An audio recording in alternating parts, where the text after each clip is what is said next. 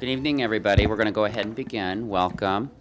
I'll explain all the different documents that you have, but just as a reminder, this was also a comment too when people were watching the video, is a lot of people kept forgetting to hit their mic on. So especially you can turn your mic on when you're talking, or you can just leave it on, it's fine too, but I noticed when we had a number of mics on, after a while we get a weird sound going around.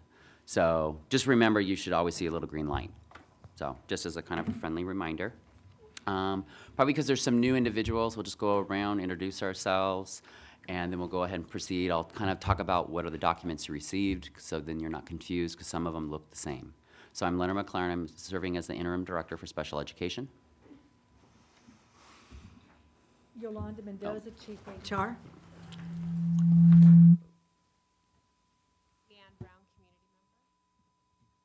Pam Mallon from the Special Education Department. Carol Higa, Special Education Department. Netta Kramer, School Psychologist. Donald Short, parent. Ruth Ann All, sitting in for Judy McKinley. Louise Bell, Special Ed parent and task force member. Sharon Leffler, Principal at Webster School Elementary. Garrett Newsom, Principal at Sierra Madre Middle School. Jim Albanese, Principal, Focus Point Academy. Kathy Anoya, Executive Director Elementary and covering for Brian McDonald. Jean B. Noggle, teacher, General Ed teacher at Field Elementary. Warren Skidmore, parent and member of the CAC committee.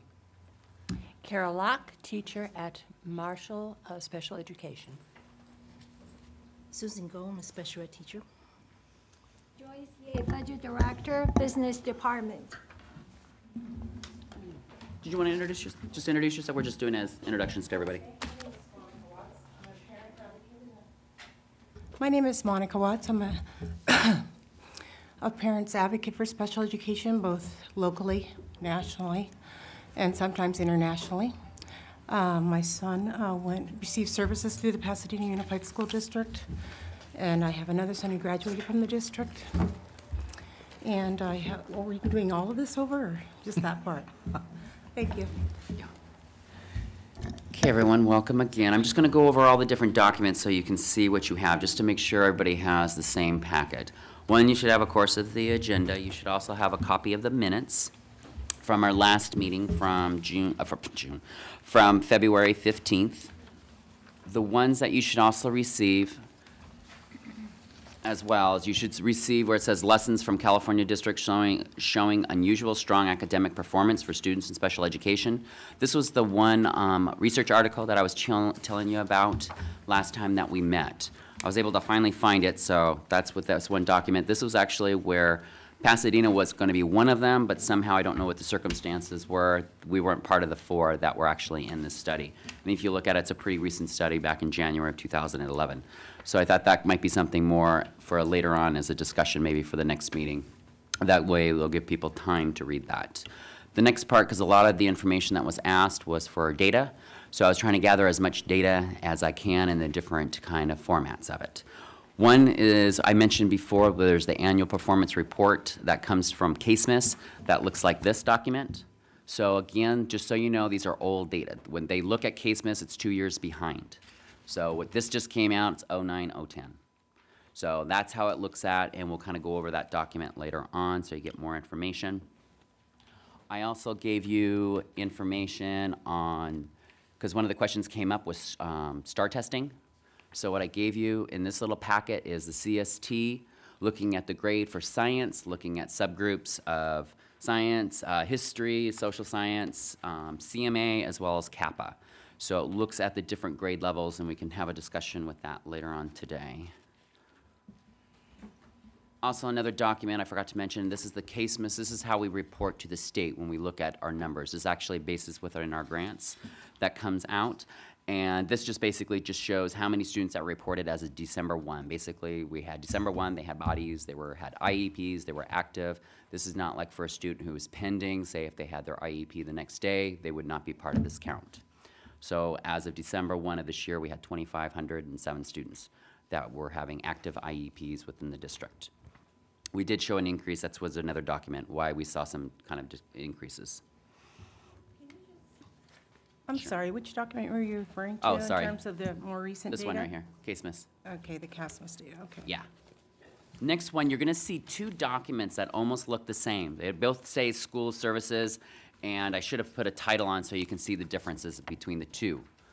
The one that's a small packet, this is just indicating, looking at the location and how many students have those types of disabilities of the small document. That's what this one looks at. It's a smaller document. Then you have a larger document that looks kind of the same thing, but this looks at services. Still breaks them down based on disability, looks at the different services, but the difference here, it adds them all up of all the services, not looking at the students. So you may have, say, two students, this is not what happened. Like say at Webster, you have 2 students. One sheet will say, yes, there's 2 students. This student, each of those 2 students may have like 5 services each. So this one will say they have 10 at Webster. That's how it looks at it, and that's kind of the difference of it. So it just kind of gives you different points of view. I have a packet for you as well. And then last but not least, this is how we do the staffing within special ed. This is how we always look at, this is our formula, that how we look at it. Looks at best practices. The only ones that you see that are mandated is looking at speech and language. That's basically through ed code, where we have to look at the different numbers.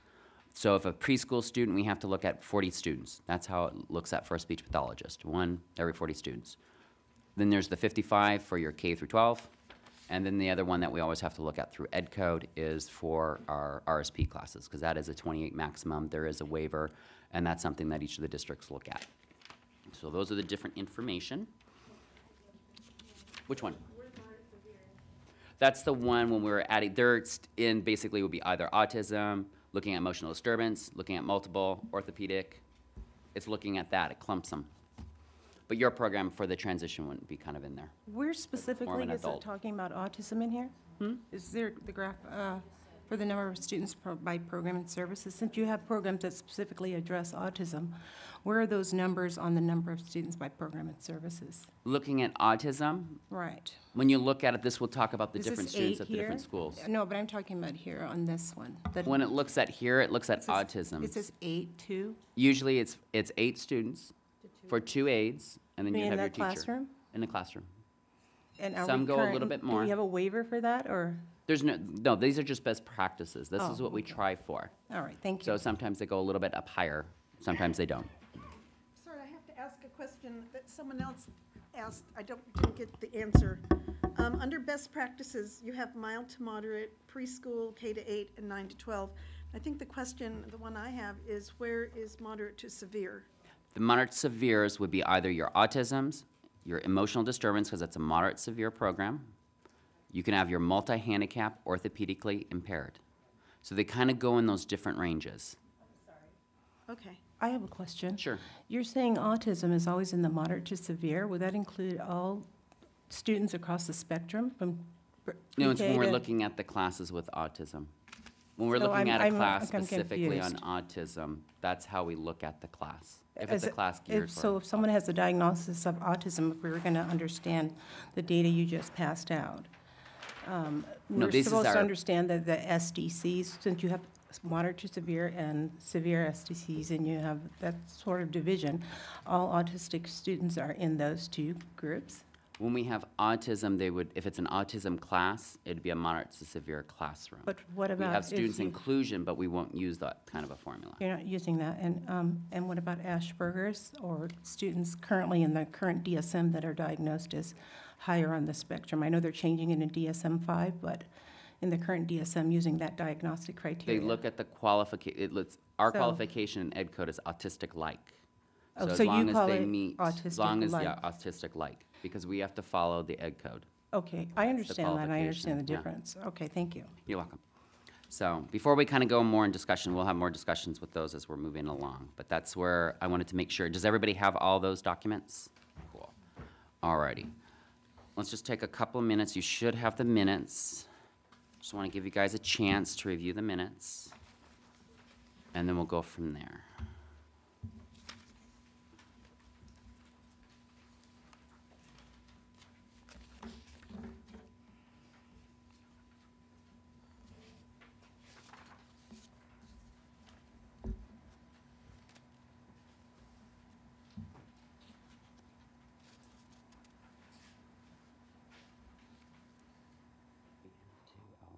to, we're gonna postpone on the budget part because they got some new changes. Okay, so. Mhm.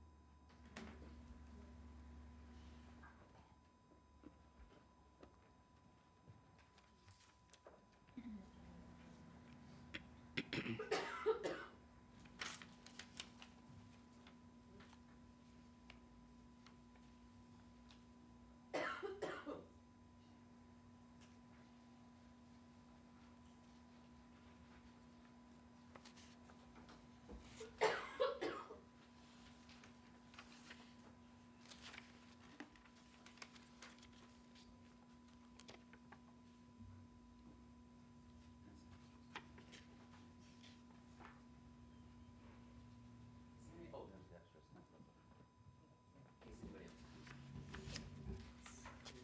These are all extras. Her letters are so. Which would be? Oh.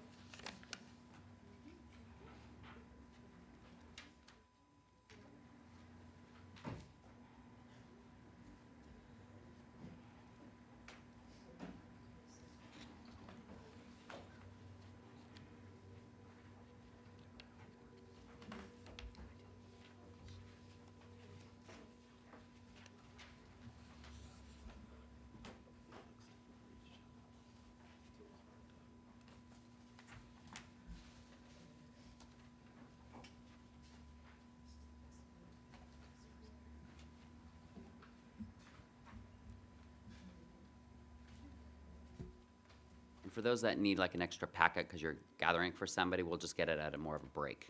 Then we can break it up. So Do you can have get the a packet. minutes from the first meeting, since some of the Court? statements here are inconsistent? Because I know Group 1 at the first meeting, we hadn't finished clarifying which of the items had been implemented and not implemented, and which ones that were shortlisted represented what the recommendations were in the study. So I don't see where that was ever done at the last meeting, which I wasn't present at, so Yeah. how do we know that was done? We I'll had, just- we voted on the minutes. I can give you a copy of. No, from the I last- want to know, how do we know that the recommendations that Group 1 made about the studies on autism, that they actually were in our group list, consistent, just a if minute, I can I may. finish this? Just consistent with what the recommendations were in the study? Because at the end of the at the end of the first meeting, though I see we've disbanded that now, there was still a high level of inconsistency between the list and what was actually written in the study. So I just want to make sure that the list was taken and clarified to represent the study, because I have reviewed the studies and I know what the studies are. And the group adopted those Well, items. regardless of adopting it, I just want to make sure the recommendations were consistent with what's written in the study, because that's all we really have. I need you to hold on just a moment and understand that during the last meeting, we went through every recommendation from every page, from every group, and Group 1 did make recommendations that we include some of the recommendations that were not actually shown on the audit summary sheet. And so the task force as a whole agreed that yes, those recommendations, even though they were not represented on the summary sheet, Okay. should be included. Okay, so then when we all reflect back on them, because I know in Group 1, myself and the other parent weren't present, then that would be the program coordinators and everyone then clarified what they were and what was implemented and what wasn't implemented? Or were more people added to Group 1? No, your group is still intact. Okay. So then I can assume then I can refer back to the study to know exactly what it is we'll be doing in the future? Actually, it would probably be better if you were to review the minutes just to determine where we are and where we're starting tonight. No, I understand, but since I know the studies, I understand what we're doing, and I did review the minutes. I just did. Okay. So, thank you. What is our next item? Just the next item, I just wanted to review, for us to review, and if the minutes are accurate, I would just have a motion just to go ahead and approve the minutes as presented, or if there's any corrections, we can make the corrections. On the minutes, I'd like a recommendation, since this is this is an open meeting, but we do have a task force. And I think there needs to be a header on the minutes that indicate who the task force members are and what their positions are.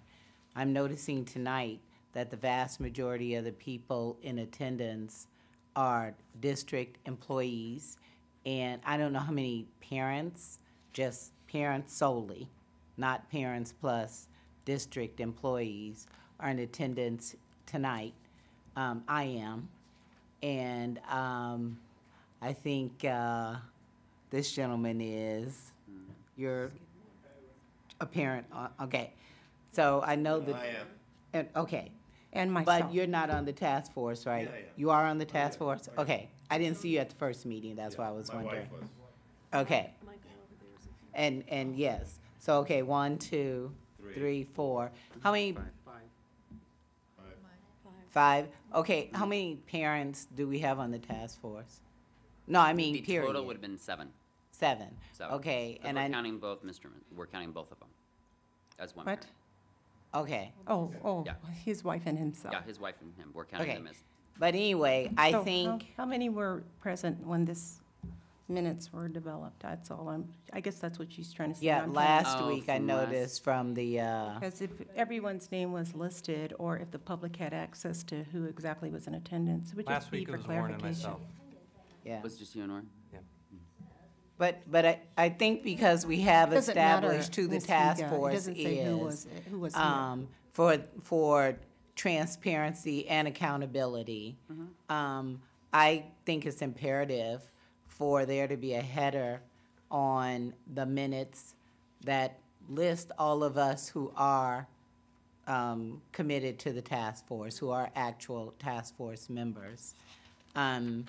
And I strongly recommend that because otherwise, I don't know how the public would know who's deciding what and, who was present. it lacks accountability right now. It's just a task force.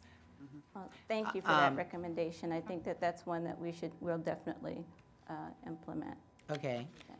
And since, this is a massive amount of information, it would have been great if we could have gotten these packets, at least some of it ahead of time, so we could have reviewed them. But I wanted to comment on inclusion. No, I'm sorry, transition. That was discussed at the February 15th meeting. I was ill, I couldn't attend, but that's something I'm very passionate about, and I've been advocating for an effective transition statute in the district for a long time. Having gone through transition and several, and seeing how ill-prepared my child and I were for transition. And it seems as if these minutes, the discussion that was held last week was very casual, and it doesn't seem as if there was a real strong effort to really come up with an effective transition plan. As an example, I've long said that I think a child's IEP should begin discussing transition from day one. Should start giving children tools that we know children are going to need. Is pretty standard. And of course, special education has a wide array of children with different abilities, different needs. But for, let's say, children with developmental delays, we know that at many middle schools and high schools, there are combination locks. I think since we know that, and this is just an example that could be replicated with many other things that we know are going to happen along the way, and we need to start preparing the students and their parents for. But I think more specifics needed to be stated here, like, teaching kids combination locks starting in first grade. Of course, we know it's probably going to take them, it took my daughter 3 years to learn how to open a combination lock. I was told we could give her a lock and key. I don't want that accommodation because I think she can learn over time, and at some point she's going to be an adult. And we should be about building skills that help our children be effective in the world once they become an adult. So I just think that's imperative. And in the minutes, this is the last thing I'll say, we give names, but nobody knows who these people are. So again, if we had the header with the task members, someone could see Mike, whatever Mike's last name is, just as an example, because I see the name Mike. And then they could look up and see maybe there's only one Mike, I don't know. Thank you. Thank you. I just want to ask, is the definitions of transition that were adopted in these minutes consistent with the Ed Code's definition of transitions? Because they don't look like they are, just from a glance. So I just wanted to know, whenever the group's adopting anything, are we making sure that we're at least at the minimal consistent with what the Ed Code requires? And then we can always be better than that, but. Just for clarification, we haven't adopted anything yet. Last week was just reviewing the recommendations that we had gone through the first week. Okay, right here it has a large discussion on transitions, and it looks like they were accepted. If you let me finish, please. So I just wanted to know. Last week at the meeting, we didn't adopt anything. All we did was agree that we were going to make these, we were going to revisit these recommendations, prioritize them, and everything else. The discussion about transitions, the discussion about everything was not substantive in terms of setting policies or anything else. So those definitions of transition, the definition of inclusion, those you'll see are on the agenda for future discussion. Well, I'm not talking about inclusion, I'm just talking about the vast discussion that you guys had on transition. I just wanted to make sure that what was ultimately decided, was it consistent with the? Nothing was Okay, decided. so it was just an open discussion meeting? Yes. Okay, thank you. It was agreed that, and this was in follow-up to meeting 1, that instead of having transition plans developed as part of each of the numerous recommendations, it was agreed that there should be one comprehensive transition plan that was developed that would start from the time a child was diagnosed through whatever point the child exited. That's and good. so what you see in the minutes are all of the pieces that people felt should definitely be represented so that it would be an inclusive and comprehensive plan. Nothing has been adopted. These are all just pieces that the task force feels are very important once an action plan is actually developed. Just as a reminder for the entire group as we're developing, to keep in mind that the task force says that these pieces are important. That's what you see in the minutes there. And with regards to the inclusion piece, well, I want to touch the inclusion piece as well. Again, we had our homework to do. So we need to go ahead and kind of move through the adopting of the minutes so that we can get to our homework, so that we can identify what we are believing inclusion looks like in PUSD, so that we can then move on to the next thing that we decided we needed to create that definition for. Well, I just want to say one more time, that's why it would be important to disseminate this information to everybody that's on the task force so that we don't waste time like this. We'd already know the homework and could have done it also, instead of coming here and listening to everybody else who've already done things. If the minutes and agendas are disseminated ahead of time, including the drafts, it would just simplify the meeting so much better and all this trying to clarify things. I just wish they would consider it. Thank you. With the Brown Act, weren't the minutes in accordance to the Brown Act? How much in advance are we supposed to have the agenda and the minutes and their postings The agenda was actually distributed last week. for today? But if you just email it like you email other things, then people who aren't here can know and be present and be able to contribute at the next meeting, because it was already known that everyone can't make every meeting.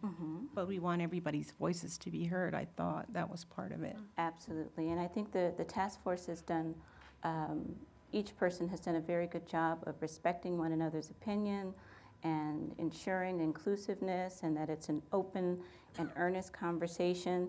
And so in order to help that, because our meetings are so compressed, there was one agenda that was developed, and we simply continue to work along that. And back to my question, though, about the minutes and the Brown Act. How much in advance should we have gotten the minutes? These minutes are so important. I don't want us to do a, summary and take a vote, because in getting back to last week's minutes, I see an error. I mean, I'm in the wrong group for last week, and my co-group members are also. I wasn't here last week, but a vote was taken. And so I'd just like to have the answer to that question so we can move forward and make certain we're in compliance with the Brown Act. Well, let me Are find out. they- Make a motion that, Are these meetings everyone Brown from the acted? task force be notified, just in case they weren't able to be there the previous week. Yeah, that would be great. That's simple enough, That right? sounds good. And everybody's email, contact information But is. it needs to be done by a certain deadline, so we'll have adequate time to review the information and give feedback. So I would like, since this is an open meeting and it's being recorded, that we comply with the Brown What's Act. the Brown Act? Well, I guess the It's a basic question Sunshine would Act be- that basically states how these public meetings should be held and gives guidelines Do on you when. know what the timeline is? That's why I'm I asking, I do, don't and remember. my question would be, are these meetings following the Brown Act? I would direct that to Mr. McLaren, and so. They Are were- the meetings in accordance with the Brown Act, or are they not? Because those of us who are familiar with it then can understand what's going on here. We've been sending the amendment, the agenda to the superintendent's office, basically by the Friday before the end of the week. So we get it to his office, so then it can be posted where they're posting it. That's what we're trying to find more information on. Okay, so are the meetings going to follow the Brown Act or not? That's what we're trying to have Yes. Eve get some more information, because we're wondering at some points, there's some discussion where it's one thing we were thinking, was it being Right. followed by Brown Act? But then there's another Exactly. one where people are confused that this wasn't going to be following Brown Act. Okay, that's all. So that's where we're trying That to get would some help if we clarification. could clarify that. Thank you. Okay. So we can move on, because we do have a lot of stuff. Is there a motion to approve the minutes as posted, as presented? I motion we table the minutes until the next meeting. Is there a second? I second that motion. All in favor to table, just say aye. All opposed? Okay. Motion is. Is there a second? Second. All in favor, say aye. Aye. All opposed? Aye. Aye. I mean, we haven't read them, quite frankly. Okay. Do you have the minutes from the first meeting? Yeah, I can give it to you when there's more of a Thank you break. very much. You're welcome. Okay. First thing we're going to do, now that we have moved past that piece of business, I'd like for everyone to refer to their minutes if you have them, so that we can review meeting norms. Meeting norms were adopted Saturday, February 4th, and they read as such. Honor what's being said, listen to what's being said, assume positive intentions, watch our air time, watch each other's time. Parent voice weighted accordingly, turn cell phones on vibrate, accept opinions with limited criticism, remember that students are the primary focus, keep sidebar commentary to a minimum so we can hear what each other has to say, criticism about programs, not about people personally, stay focused on the issues, not the person. We will have agenda-driven discussions and do our best to stay on topic. And if you'll raise your hand to speak and be acknowledged. Now, for the most part, since we've been together, this is our third time, I kind of have a feel for when someone is about to speak or going to speak. But if there's more than one person speaking, I will have to stop the conversation so that we can all catch up and make certain that everyone has an opportunity to speak. All righty? That's a reminder of our meeting norms. I tell you what, you can have my copy. All righty. And now, there's one clarification that we want to make from the last meeting, and that was regarding the absence or actuality of some particular procedures. And so I believe we want to do that. We want to be brief, but we want to just clarify that there are some procedures that we were not clear were in existence that actually do exist. Thank you, everyone. Thank you, everyone. Okay. No? Okay. I just wanted to, I'm referring to the protocol, establish a protocol for students moving from foster care, licensed care institution to PUSD school. And since I was a principal for so many years, it bothered me, the comments that I heard. So I just wanted to review that we do have established protocols here in Pasadena, and here they are. Students who come from foster care or really any school, we should have records in our hands within 24 hours. And if a social worker is dropping off the child, that social worker must bring the IEP or the transfer paperwork with the child. If they do not, the principal then should call the school, whatever school of record we can, or call the social worker back. Oftentimes, we're too busy in the office and maybe we forget. So I checked again with Sonia Rodarte today, our Director of Child Welfare and Attendance.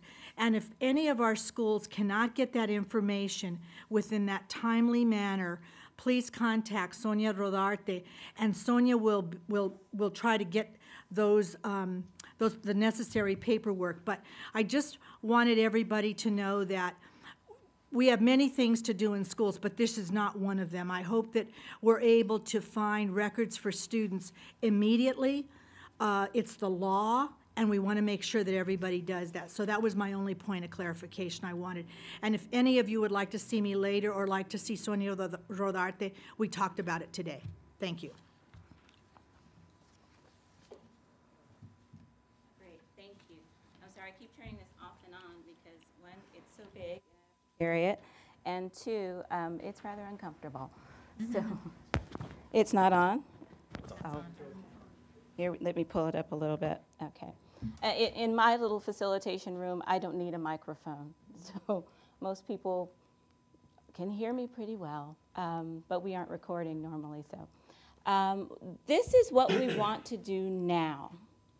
Last week, our homework was around creating a definition of inclusion. There was information that was distributed by Leonard to help us with creating that definition. And so our homework was for each person using the documentation that was available to kind of develop their own understanding of what inclusion is. And then we're going to work together to try to refine and shape one definition of inclusion. And the reason that we're doing this is because even though inclusion is a word that's used very commonly, it is very difficult to find an agency that actually has a definition for inclusion and what it looks like. That is very important to the parents of PUSD. It's important to the faculty of PUSD. And so with that in mind, we want to work and try to create our own definition of inclusion. Of course, bearing in mind what the reference material says that was shared with us. How many of you do not have that information? What is this it, least restrictive environment? It's those ones. It's those three Yes, I'm giving you. yes. Thank you. Yes, yes, yes. It's okay. I love that Forgot your accent. homework. No, it's okay. There was a hand. Okay, one more copy. Is there anyone else who needs a copy? You don't have one of these. There's a bunch of people in the back. She said she does it. She does it. She said. Yes, he's getting it. Leonard is looking right now. Anything? Oh, see, this is really informative. It would have been nice. to Okay. have I need more copies. Look at this. It explains all my This one we stupid have some extra. questions. You know? I can go. Okay, I'll distribute these.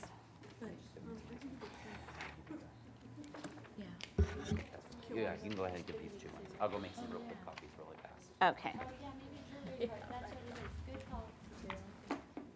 Oh, the third sheet I'll be Was right there back. anyone else? Mr. Skipper? There's one more copy that Leonard needs to make. There you are.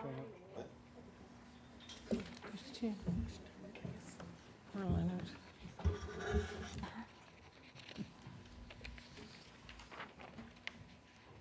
Okay, so this is how this particular part of the meeting is going to run. I am going to break you into groups of approximately 6. While in your groups, I want you to share individually what you believe your definition of inclusion is, or at least, what do you believe should be in a definition of inclusion. As you can see, I've put some paper around the room. So you'll share the pieces that will make up your group definition. So you're going to share individually, then you're going to create a group definition, and then after that, we're all going to come back together, and each group will share what their definition is. We'll take the best of all 3, combine them, and come up with one definition. All right? Yes? My only question is, since the definition of inclusion would be based on how the services are delivered in the district, how can we come up with a definition that's consistent with that if we haven't gotten clarity yet on how we're going to implement the findings of the study to make sure what services are available in the district? I mean, should we just be talking like in general, like what we'd like to see? Well, actually, Mr. Cassell, this was one of the pieces that you felt very strongly about. My feeling is with this task force is really about putting plans and procedures in place for going forward. So it's not so much where we've been, it's not so much where we are right now, but it's really about determining where we want to be in a utopian world. If we can make this perfect, let's assume we're going to make it perfect, and let's define inclusion in any other term and procedure accordingly. And then we'll figure out what the issues are that we have to overcome to get there. Thank you. Okay. So we're going to count off 1, 2, 3, and we'll start here. You'll be number 1.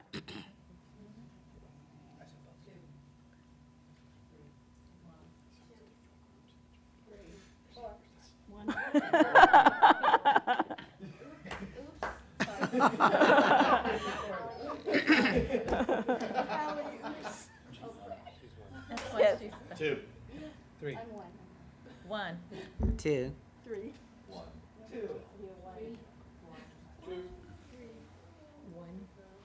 3. I'm going to leave a little early. Okay, there we go.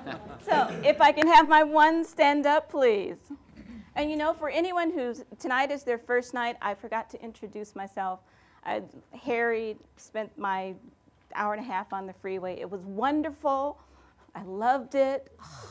I'm Sharon Harvey, and I'm your facilitator, but all of you are my partners in helping us to be productive and make the progress that we want to make. So there's my spiel. All of my 1s are standing. I'd like for you to come over here. My 2s, where are you? My 2s are standing. I'd like for you to gather around the chart paper that's on the wall there. I stuck it below the picture only because I'm really not tall enough to stick it up above. And my 3s, if you'll stand. And you're over here. There are markers on the floor. So again, if everyone will make their way to their respective groups. How are you today? Hi, baby doll. How are you? Okay. So again, this is the process that we're going to follow. If I can get everyone's attention. If I can get everyone's attention. If I can get everyone's attention, please. The process we're going to follow is you're going to share, Mr. Albanese, I'm calling you out. Yes, ma'am. Individually, we're going to share what we believe inclusion is and what it looks like. And then we're going to create a group definition. And after you've got your group definition together, then we're going to come back and share it with everyone. And from there, we'll work to refine a task force definition. So it is now 7:05. Let's spend until 7:20 getting our individual definitions out. Someone's got to be a recorder to record the highlights or the high points. And then at that point, we'll do a process check, see where we are. All righty? Ready, set, go. I'll volunteer to record, if that's okay. Good. And this is our recording implement? That is, and the pins are at the floor. No, I can pick out LRE.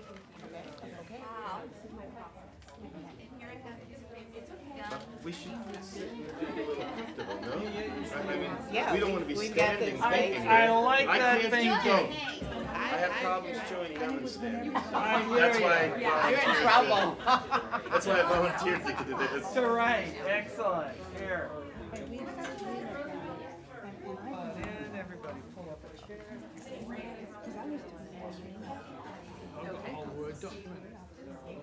Excellent. In fact, This is what I had. I wasn't here.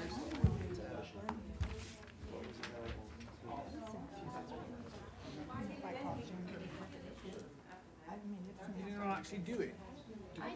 You did. So whoever did their homework, they get to read first. Okay, yeah. You do. That's true, you do. You do. hers is like, I mean, no, not be like, it's just You did it too. I think she gets extra credit. But I can't. Okay, good. Because I feel intimidated. No, that's okay. No, that's good. At least you have something. Oh, do you want us to go? Yeah, Okay. you can go. Mine's very brief. It's, I put inclusion is the fostering of positive classroom interactions by creating opportunities for students with disabilities to be educated as much as is appropriate with peers who do not have disabilities. Say it one more time. Inclusion is the fostering of positive classroom interactions by creating opportunities. Okay, can we say classroom environment? Classroom environment. Okay, sound okay? Classroom environment by creating opportunities for students with disabilities to be educated as much as is appropriate with peers who do not have disabilities. And I like hers. My only comment would be based upon their IEPs. Yeah, because every student's different, correct? Yeah. Completely. Yeah, so. I see inclusion should benefit everyone in the classroom. Is that the idea? There was also a philosophy I thought of, Education and special education. So somehow we can kind of unify it. Okay, you want me to start writing down like bullet words maybe? That would work. Like environment, disabilities. Or if we all share, then we can maybe come up with our That's what I'm saying. Yeah, because I bet you we're all pretty similar. Oh, you mean Yeah. after? So after we okay. all share, right. Okay, then maybe we can cool. come up, Great. vote on a collective.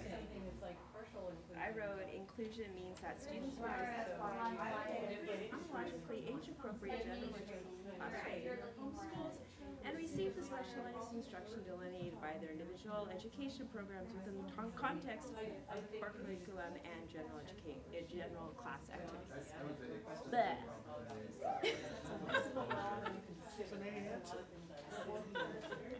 Very good. That is very Can you read it again, please? Yeah.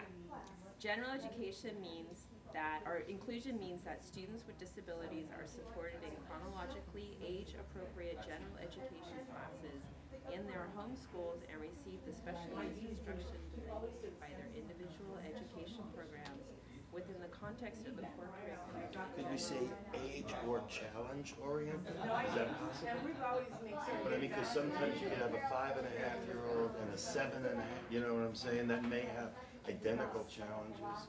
It could be in the same class, correct? Well, No? They're not going to put a 5 and a 12-year-old in the same. No, I didn't say 5.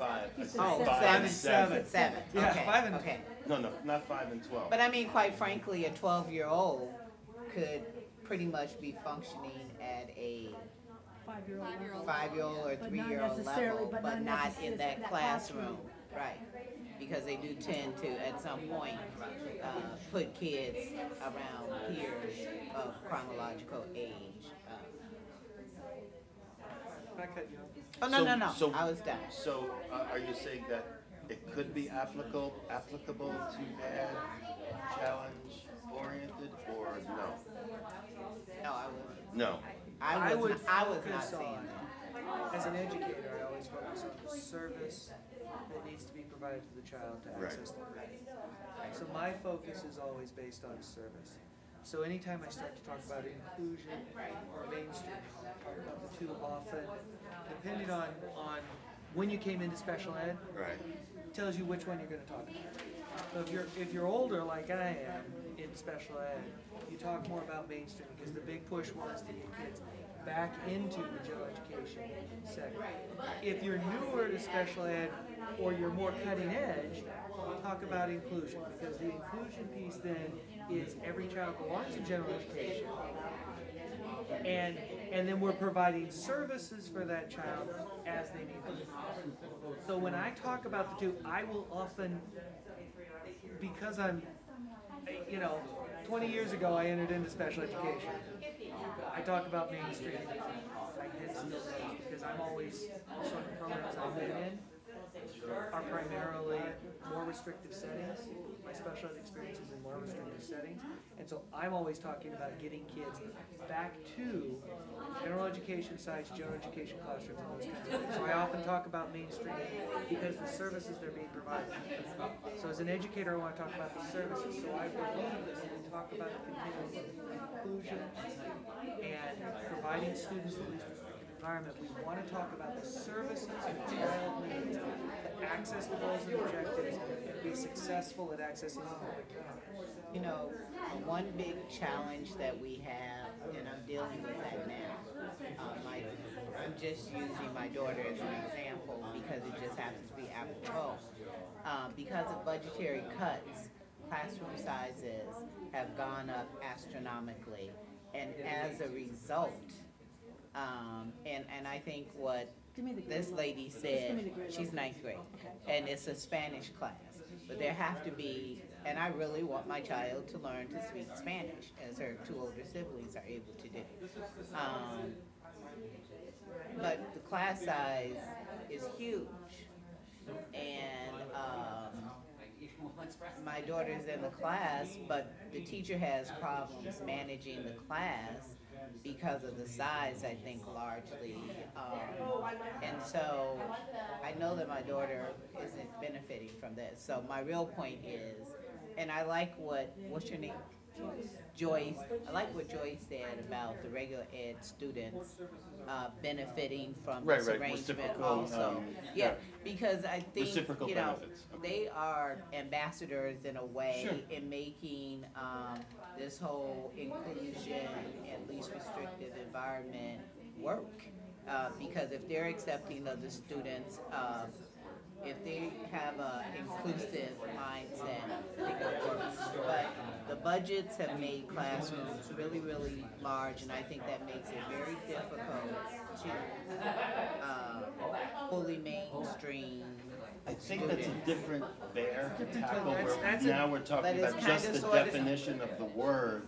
So once we decide a definition of the word, then we can all agree, that's the definition of the word. Now let's go after the problem, because we know the definition of the word. You know what I'm saying? Like, we haven't even defined the word yet.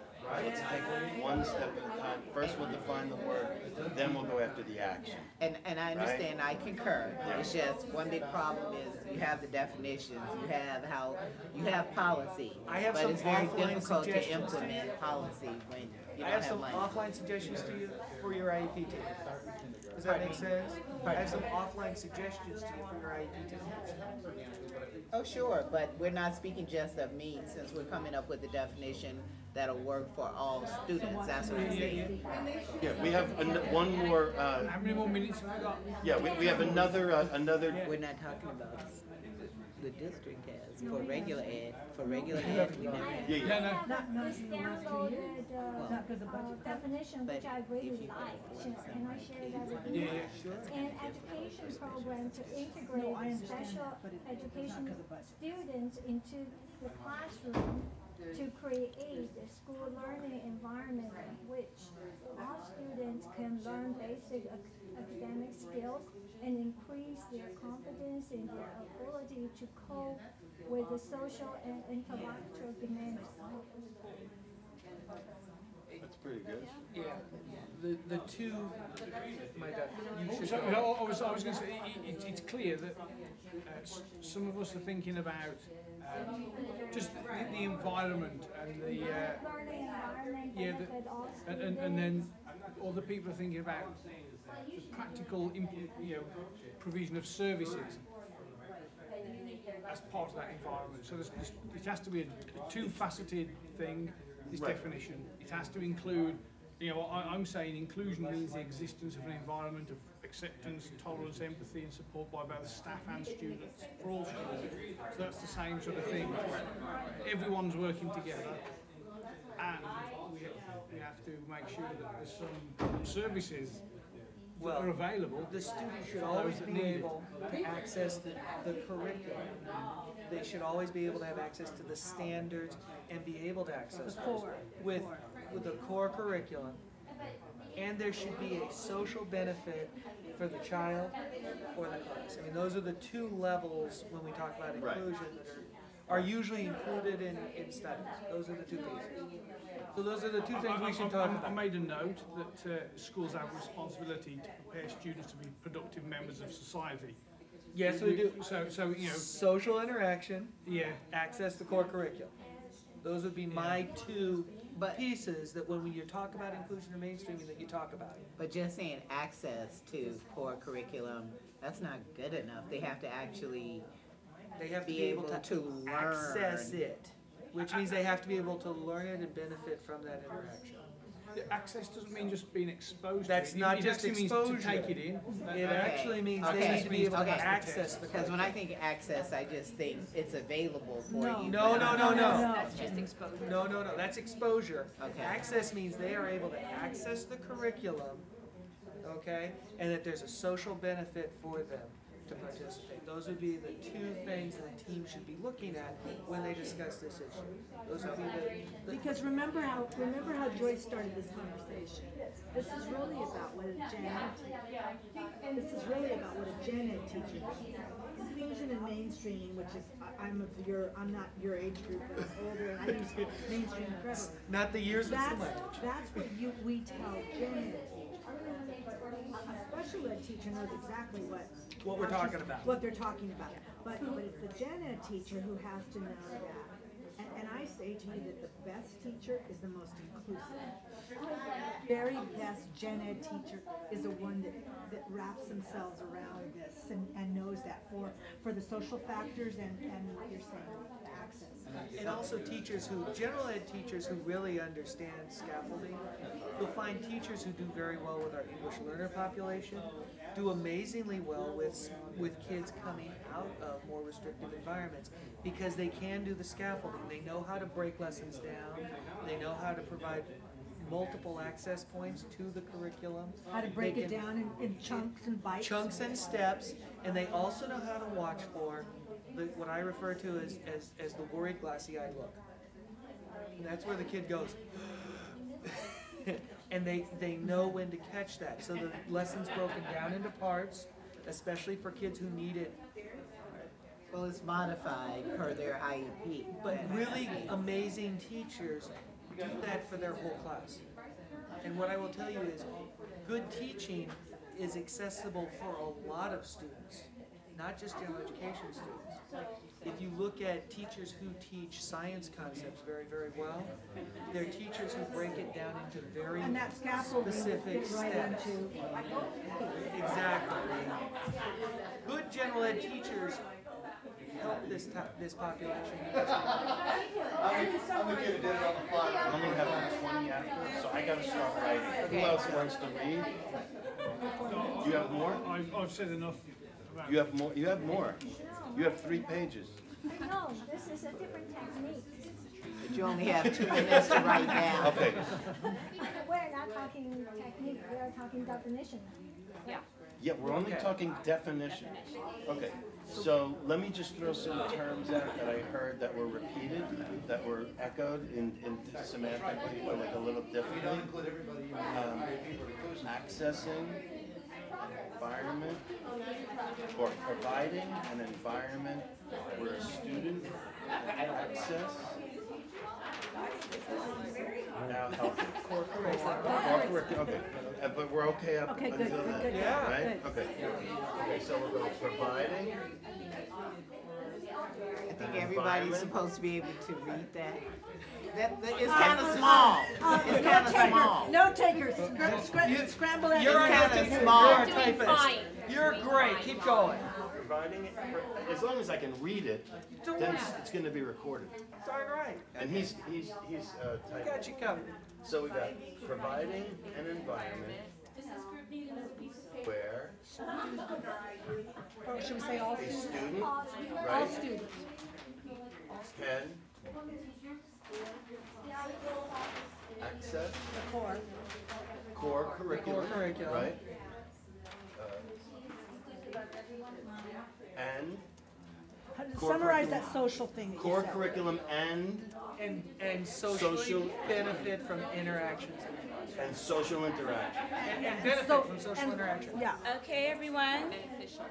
It's 7:20. yeah, because if it's not a beneficial social action. Yeah. It's 7:20. Conversations sound fantastic. Everyone's got lots going on right now. Throw in per What I'd like for you to do, It's an educational program, right? she's like, I can't hold it. item. We have to throw in No, just a moment, that's all. What I'd like for you to do now is, I want you to wrap up, you again? I'm sorry. I'd like for you to wrap up, it's like your second warning. So what do we have, And 5 we got a lot minutes? of principals here whose office I can go No, to. you have one. No, this is, what I'd like for you to do is just kind of wrap up your part of your conversation where you're putting the ideas out, and now try to craft an actual statement out of the ideas that you came up with. Oh, see, yeah, we're So, but- gifted. Thank you for keeping us on Yeah, so what, I just, could you read your thing again? Because I remembered something she said was different than what, there was something in what you said that was different than, You do know that I'm a finance person, I'm not. that's okay, no, And, make no problem. an educational program to integrate special education students into the classroom to create school learning environment in which all students can learn basic skills and increase their confidence in their ability. I'm sorry, rewind, just about 15 words, just 15 words, say it again. Okay, learn basic academic skills and increase their confidence in their ability to cope with the social and intellectual demands of the day. I like the idea of including the word confidence in some context to the overall definition. Yeah, social. So just like, put like, I.e.? yeah. You mean I.e.? Confidence. I.e. Yeah, i.e. Confidence building, social, is that? Social interaction, yeah. Are we gonna mention IEPs? I think we have to. Okay. Mention what? We have to talk about the IEPs in here. in all of this. That's part of the inclusion process. Well, when we can't exclude that. That's the bedrock of a special education student. Could we write, okay, could we continue, okay, so there'll be something is missing here. But include, when we talk about inclusion. They're regular Isn't ed. a special education student. Right. Unless they're identified with an IEP. Yes. Right? So We're- it would we're be special something in education between task here. force. Keeping in mind is just a phrase. IEP goals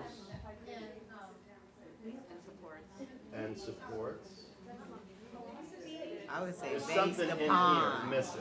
I would say based upon IEP goals and support. Not keeping in How about to mind. facilitate- That's, yeah. To facilitate Yes. meeting IEP goals. Yes. To facilitate IEP goals. To facilitate meeting. Meeting, okay. To facilitate meeting IEP goals, Excellent. objectives, and benchmarks. IEP goals and supports. Right. Okay. Well, to meet IEP goals.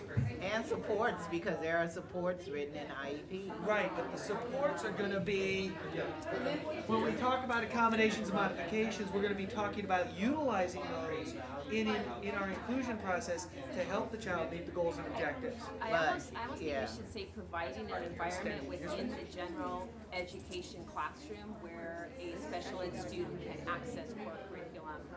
Beautiful. That's good. Beautiful. That's really good. I like that. And she's gonna tell us now we can wordsmith, and so we're gonna be way ahead of everybody else, guys. We're cranking. Okay, so here's where we're at. Here's where we're at. So- Providing an environment within general education classroom where special education students can access the Core core, I'm sorry, I can't read my own writing. That's okay. The core curriculum and benefit social interactions, i.e. confidence. We'll add other things to there. There's got to be something in between Well, here. unless you put that, what if you put it up on the top? To facilitate meeting IEP goals and supports, providing an environment. But you know what? This inclusion cannot just be in that classroom, though. If you look, you will not see special ed students in ASB. You won't see them, meaning student council. You won't see them in a lot of the social clubs, etc. So I think that has to be part of inclusion. We're limiting it to a classroom. It's got to be the whole school. It can't just be the classroom. All right, how about if we say, let me just think out loud. To facilitate meeting IEP goals. There you go, that's great. We're starting at the top. To facilitate meeting IEP goals. Yeah, we don't need to say and Yeah. supports. So we put this up Back here. up here. To facilitate meeting IEP goals. So I want to know what that meeting was about. When I saw neocortex, I was like, What do we say? What's the next line? Because I can't read it. I'm sorry. Okay, so it would be to facilitate IEP goals, providing an environment in general education classrooms And where the school. And the school. Right? And the school. So general education classroom And the school. and entire school. I would say And the and school. other. Can you put environment? One word. That's the whole, that's everything. Well, we want to make sure people, when they look at it, they know that it's the classroom, it's the school. So if you say schools, you could say as examples, or i.e., what is it? Clubs, sports, classroom, student government, that kind of stuff. Because often, I mean, kids are not included there.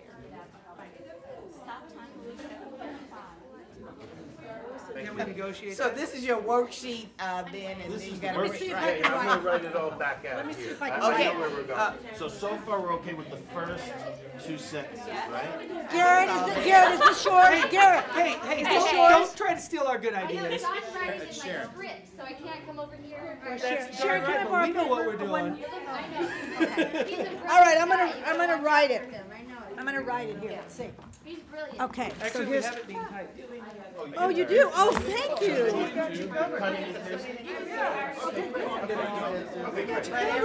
So far, why don't you read back to me what you have? You helped us, it wasn't about. Is to facilitate meeting IEP goals by providing an environment in the general education classroom, school and extracurricular activities. Special ed students can access core curriculum and develop social skills and conduct. I like that. I like it, there can, And I we like should it add to ended it. in confidence. I think that's it. Really? You think it's that simple? I'm willing to present it to the group. Yeah, because then you start building on how to do that. That's just Why the don't we do this? definition. Why don't we all read, since we have 5 more minutes, why don't we just listen, everyone wrote one more time in case there's a light that goes off, you know what I mean? Go ahead.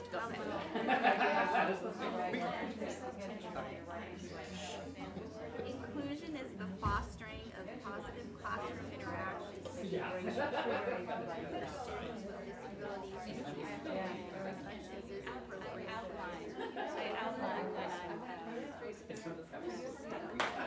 I think everything you said was covered in there. I disagree. Okay, in what way? I've got, by providing an environment in the general ed classroom, etc. By providing, we have to say that there's a cultural aspect and there's a services aspect. You know, the kids have to be accepted and they have to get OT or whatever they need. Well, that's kind of part of the IEP,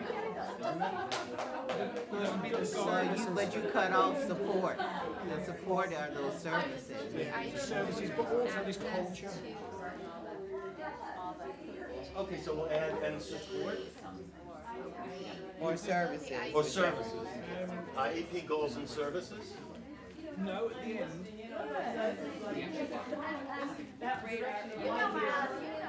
An inclusive culture with appropriate support services. Well, the supports are based upon the IEP. That's They're all true. written in there. But the IEP says he gets OT. It doesn't say anything about, and the teacher will. Well, but the service is there to, well, the service is there to meet the goal. Yeah, I think that, So what I you think do is you it's talk about covered goals. by saying goals/services. I think that would cover it.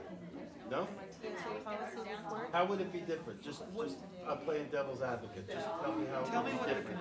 Would like, but they understand. You know what I'm saying? Because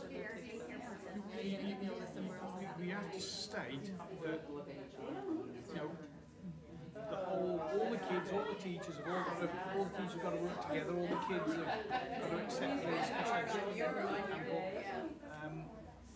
So that So might be that's the cultural more side. in the environment. Yeah.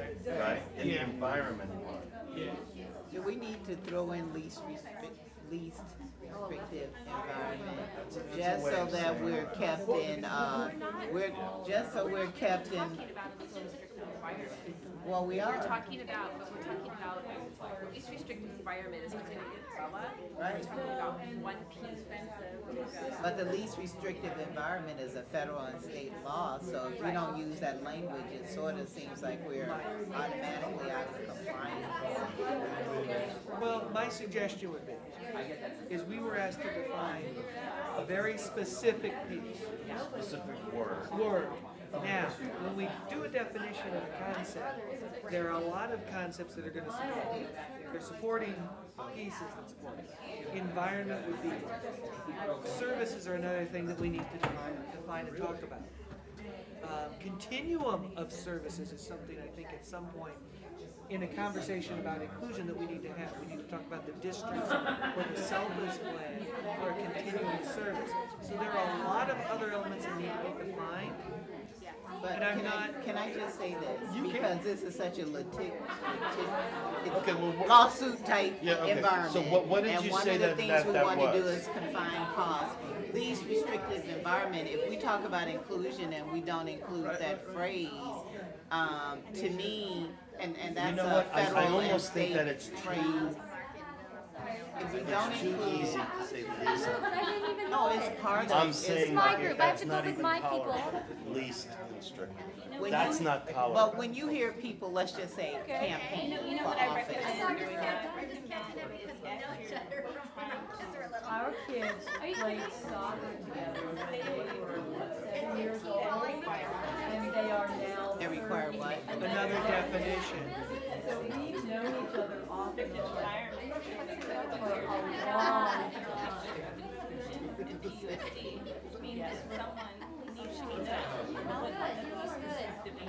But they should, if they're a special ed parent. How about non, Yeah, I am with you. about non?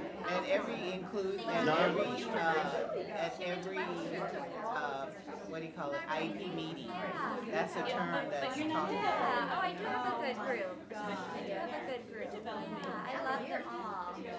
Great people. Yeah. Awesome. Yeah, oh my God. So that when the general ed parent sees it, they say, I know what that is, I want my child to be accepting and be inclusive. So are we speaking Shangri-La and we're throwing out ed codes and all those other?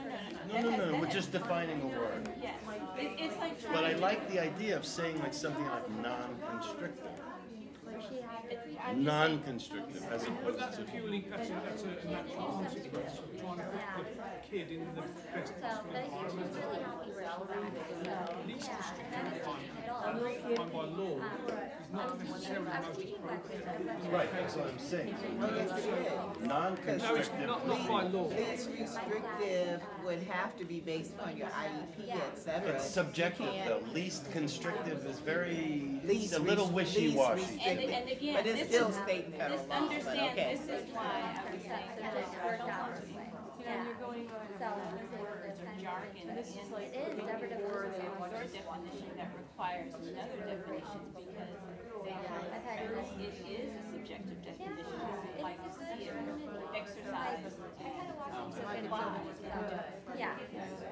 It was kind of overwhelming at the beginning. But just about everything we're saying actually You don't is, even know where the bathroom is. and No, that's not everybody's been there for months. But I do like the idea of using the word non-constrictive. You know, you missed that whole orientation. I mean, but then look, how, there's three other how do you clues. define that? Non-constrictive? It's very, very concrete. Oh, okay. I mean, you could say what is occurring in the classroom is constricting the child from meeting his IEP goals and the environment is not conducive, you know what I'm saying? I've got a sentence here, an inclusive environment means providing the means for any particular student, to reach appropriate academic and social goals within the standard school environment to the maximum extent possible. So they're included as much as they possibly can.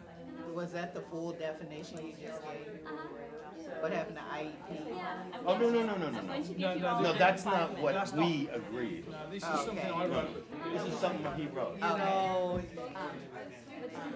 A little bit out there. the difference between inclusion and mainstream is honestly, which is that's right. Well, And so it's just- should we include the word mainstream? No, No. Okay. because that's It's confusing. it's a flag for somebody. You know, if you told me, gosh, I really believe in inclusion, and I use the word mainstreaming, many parents who have a mainstreaming because I'm talking about, you know, you earn the right to access the general education credit. You get to go back if you prove that you can. It's like It's like an exclusive exclusive club, and you've got to prove to me you belong, which can be a So, huge. I'm sorry, what was your name again? Warren. So, read that sentence again. I think there was something in there we could say. Environment means providing the means for any particular student to reach appropriate academic and social goals within the standard school environment. Are they saying, that's a good ad. Yeah, that is a good ad. They do as much And your as little possible made it through. for all the regular kids. Maybe. Well, let's look Leaving at out IEP. Is that Well, the but no, no, no, definition? This is just a sentence I wrote last night about what I think inclusion. Okay, so you're reading your definition. Okay, so the thing I've got written down, which might be a bit different, to facilitate meeting IEP goals by providing an environment in general education, classroom, school and extracurricular activities, especially students can access core curriculum and develop social skills and confidence through. Well, then how about we craft something that says, by having, Right? That's what we have. that's what we have. Okay. And then what But I'm we had trying to do is, IEP up there and it's not in It's here. in there, it's in there, he said it. Says that means IEP goals. Yeah, he said it. Okay. yeah, listen to it again, and then I think we can take the piece you read, that you wrote last night, and fold it in at the end. You know what I mean? Yeah, okay. Because That's like an addendum. well, it's kind of the direction we want to go, the final push. Okay. I like the way you put it in confidence, because we're talking about the students. And that's really what we want ultimately, for them to be confident in doing all of this stuff. So I thought that was an excellent So ending. read your sentence. My sentence or No, yours. Oh, okay, well, Well, we're running out of the time. sentence you have straight We have. to facilitate meeting IEP goals by providing an environment in the general education. What are you doing right now? Special ed students can access core curriculum, develop social skills and confidence through provision of appropriate services You could say through, or you could say by, or assisted by. allowing the most inclusive environment possible. Oh my God. I mean, we could kind of, by the most, using the word inclusive in the definition of the word inclusive might be a little redundant, but say it again. please would have a fit. Yeah. Say it again. Yeah. Your sentence. My sentence was an inclusive environment by providing the means for any particular student to reach appropriate academic and social goals within the standard school Okay, environment. yeah. Oh my God. But including. You're done. You're done. Provide, I mean, provide, we've got, we're providing, you know what I'm saying? In the beginning, we're providing, right? Sure, that's We it. already have that. He did do a Right? lot of damage. I see why you'd want to change that. He was very involved. Only because we already have provided. It's like if you look at the definition of the word in the dictionary, it would never say the same word twice in the definition. Never. You know what I mean? I was an English major, so I know. I don't even know what a noun is. Supplying. Well, I'm just saying, Proper a different noun, way, English, a different way of place, thing, saying color, it, idea. Warren. We can say it by with a different word, you know what I mean? If we were saying, if we were backtracking without taking IEP goals,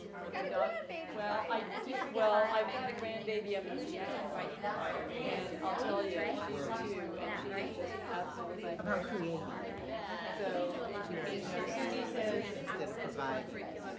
talk to grandma? No, grandma. She was off to play. They should Skype and things you could see. You know what, I use Their participation in the process. and it's kind of something about services they ground to, you know, and meeting other people to set it up. That way we get the services they make No, I spaces know, at me us. too, I'm still Can waiting. we say maybe Now let me creating think about, instead of now providing? let me think about how. Because Yeah, I don't know how to word it though, it's like, just like, it's so in my brain. if we say creating instead of environment, then we're, My only, we're, let me it's just play liquid. devil's advocate again by It's saying liquid, so we can- creating is a little bit of a subjective word. What I could say was created and what you could say was created may be two different things. But if you are providing it as per the How about IEPs, an you have provided. How about an ongoing environment? I'm just concerned that it'll get stale and stagnant. You know, we want people to always be creative and think in terms of best practices. And if we just say providing, that sort of says, okay, to me, it sort of sounds like we're saying The supports and it's services. set in stone and we're not continuing to adjust and modify, et cetera. We could say both. We could say providing and creating. What about something that begins with We got it. Okay. We got it. I think, wait, excuse me one second. You guys gotta hold on to your thought. Do we have to have this so everyone else can see it? Okay, so I have to write it anyway. Well, let's Okay. hear it then. So just, Wait, we got a screen. We can project it. What did you all say? okay. But why don't you read it out Read it so we aloud. can read it, Warren, Read it. before Oh, yeah, he, read it to me and I'll since write it's a it. group. Okay. Inclusion is providing an environment in the general ed classroom, school, and extracurricular activities where special ed students can access curriculum, develop social skills and confidence with the supports and services needed to facilitate their IEP goals. That sounds great to me. To meet their IEP. Okay. To meet their IEP. Yeah, let me just look at it so I can write it out so all the other groups. I'm gonna change can be able facilitate to see me. it. You good? Or you want to just read it to me again? want? Facilitate, Yeah, whatever. right? Okay. Or facilitate meetings, right? Facilitate. Or to, we've already used facilitate. Where, So does this And like first was all. inclusion is providing an environment. Yeah, we took, right, infringement, yeah. That's okay. We'll wordsmith once we have it I up. think you wanted line wire. Right. See, I couldn't do that. All you wanted. Oh, okay. Ours is best, right? All through the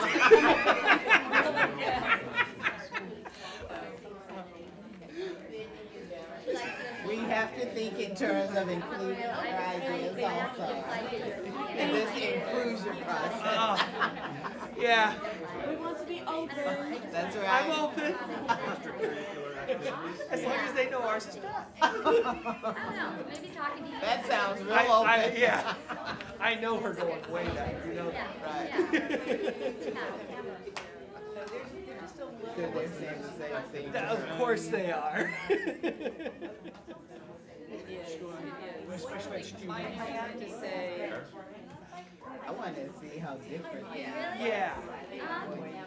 What I'm interested in is similarities. Are you serious? I want to see where we were similar and where we were different. Oh my gosh. I want to see like if we said the same thing but very different ways.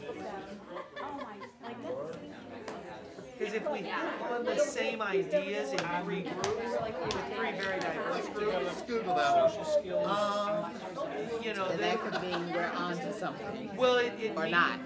it means we have a similar vision. I mean, it Yes. at least means we're looking at the elephant from the With same the angle. supports and services. But if we get a little glimpse of trunk and we get a little triple tank in, you know, the bottom of the pad of the foot, he would like to hang on. you know what? I just Like, is email it Meet or exceed oh, good. Just meet them. Just meet it? Because if you had seen them, you didn't write a good goal. So he's gonna wait till he was just. Because if you exceed it, you should be having an addendum to write it. Well, exceed, well, not to say that we want to add exceed, but That's good. exceeding might mean our kids are successful once they become adults. Go for it, you know, but, I thought. To meet IEP goals, period? Yeah. Yeah? Okay. Providing an environment in general education classroom / school and extracurricular activities where special ed students can access core curriculum and develop social skills and confidence with support from services. I love it. Are you kidding me? That is the best version ever. I love it. I love it. Might have worked the That last sentence. It was cute. It was cute as that. No, but that's hilarious. Well, let's go verbatim what you said, because that's what we all agreed on. Let me ask you this question. Can you live with that? I think we all agreed on what he wrote, though. So did It's been a major change. It's close enough, basically. This is. Well, what's different? Because we agreed upon what you said. Well, this isn't very good, and that's not perfect. What's different? Just tell us what's It's just different. so inclusion is providing providing an environment for generate classroom, school, and extracurricular activities where special ed students can access core curriculum and develop social skills and confidence with the support and services needed.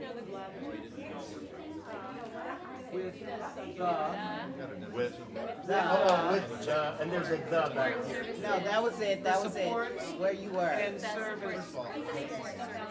With the support services. You just needed to write in the. With the support and. To meet IEP goals. Yes. But beautiful. Say it one more time, because it was a the I missed earlier. Well, he said inclusion in. No. Providing an environment In the, okay, in the, right.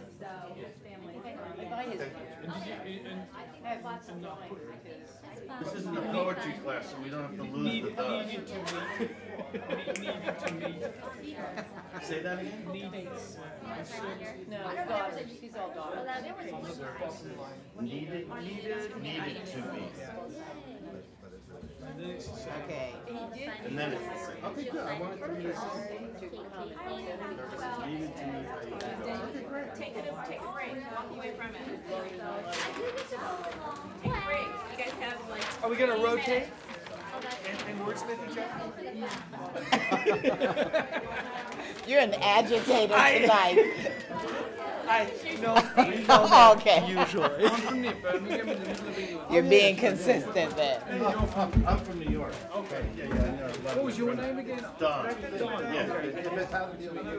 Nice to meet you. I'm keeping some notes about the meeting, so I'm going to report to the CAC on Monday. Okay. Me and Mike are on. Is my, you guys have my email address? I probably do somewhere. I've got about like 1,000. Let me give you my card just in case. Right? Just in case. What do you do? Do you do like pollution monitoring?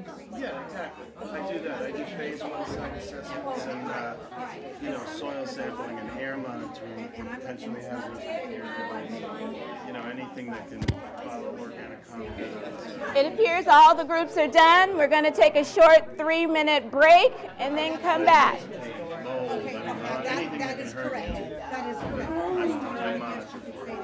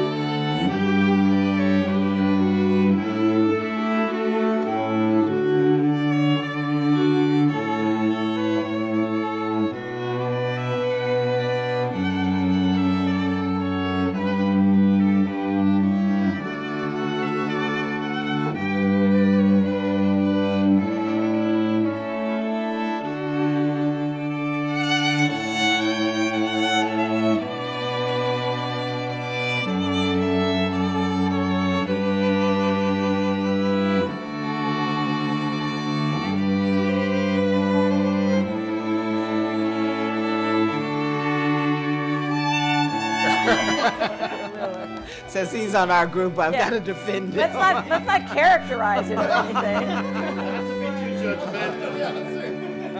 No, really. Ours was good.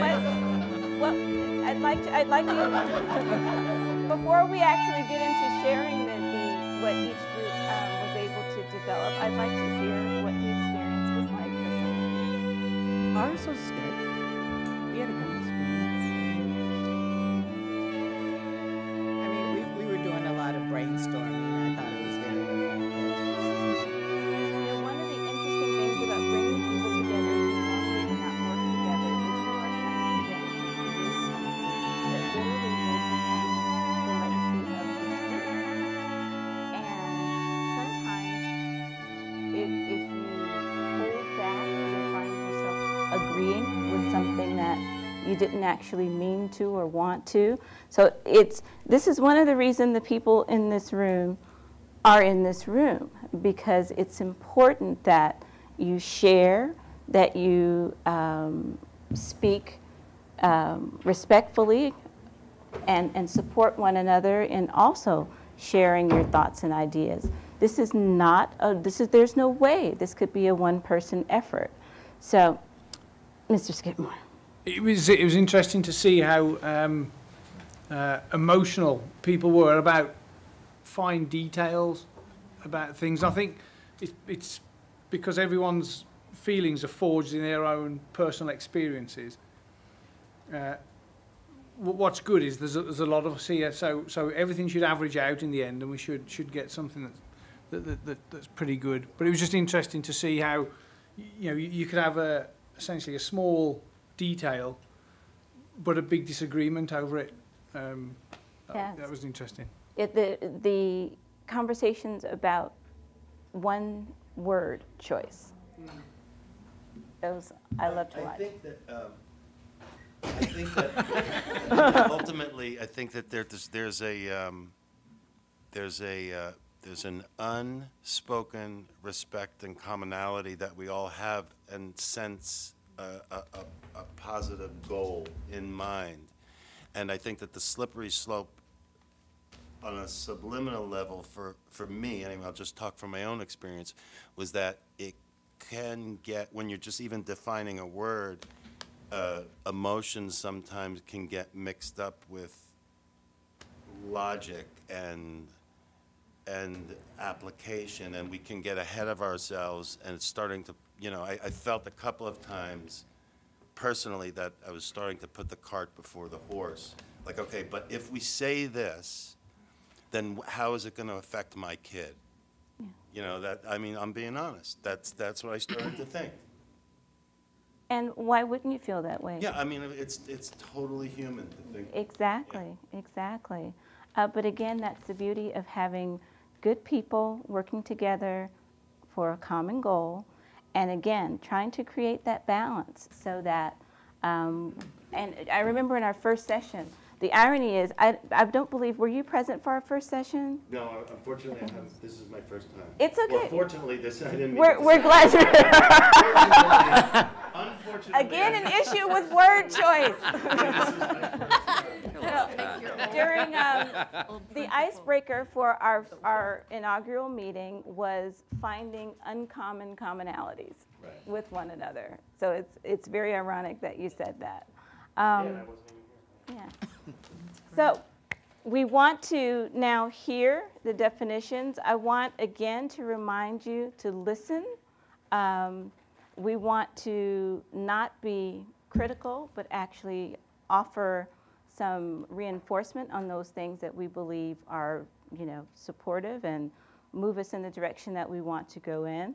And for those things that you may not understand, a particular word choice, why this, why that, I'd like for you to preface your question with, I want to ask a clarifying question.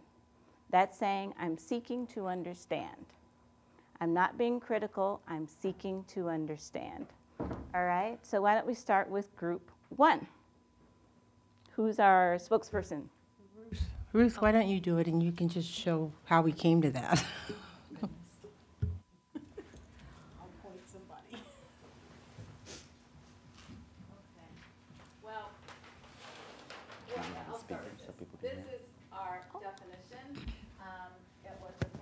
Yeah, Ruth, I'm sorry. I'm going to give this to you so that everyone can hear you.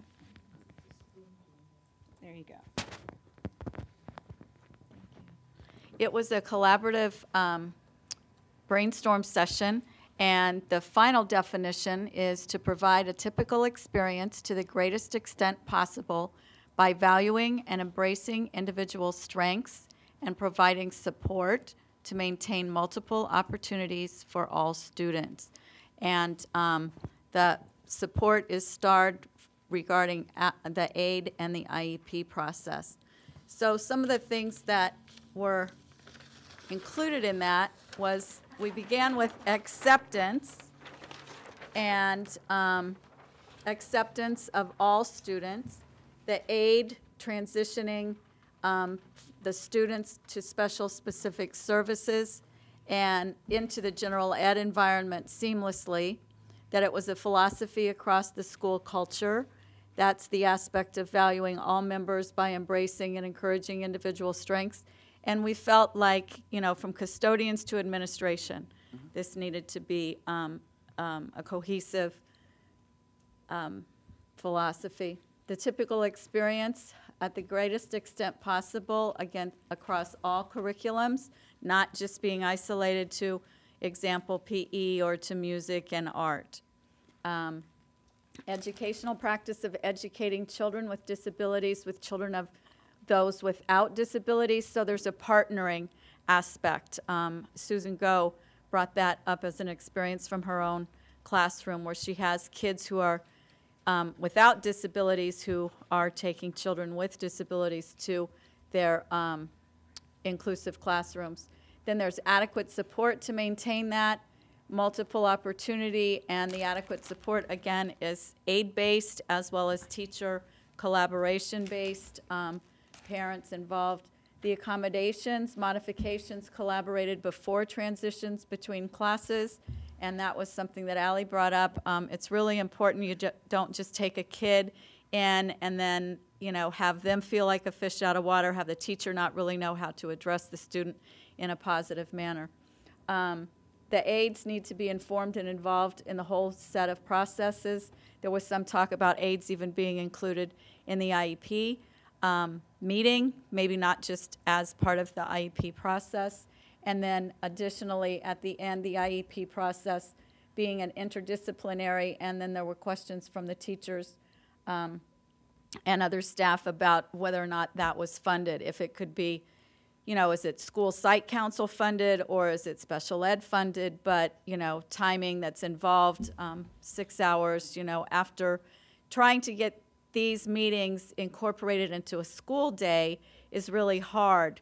You have to have a substitute teacher maybe, and if it's done after hours, then you're talking about a teacher's overtime in that respect too. So we wanted these things being involved in the process as well.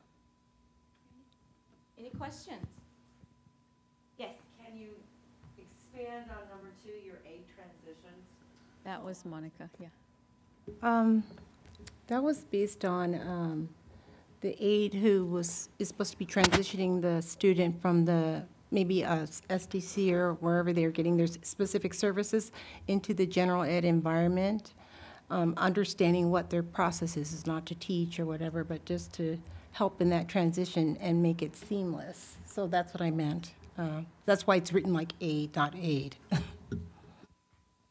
Great, thank you. Any other questions for this group?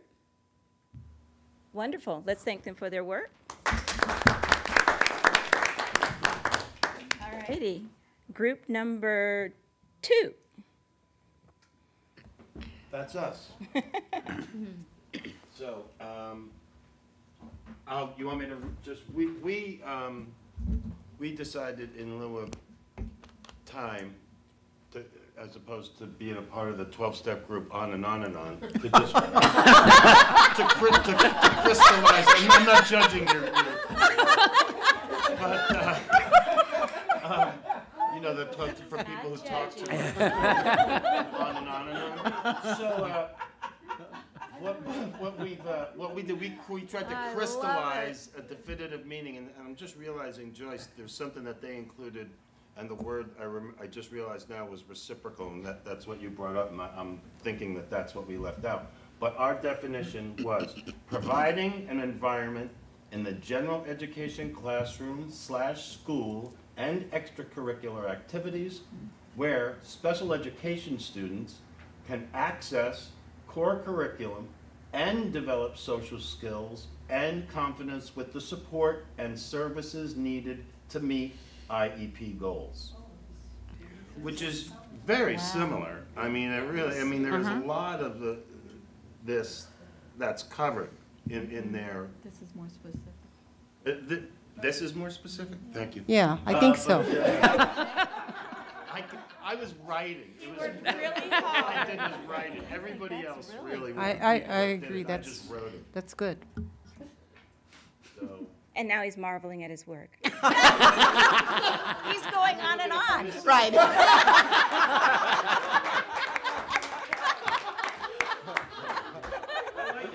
The first step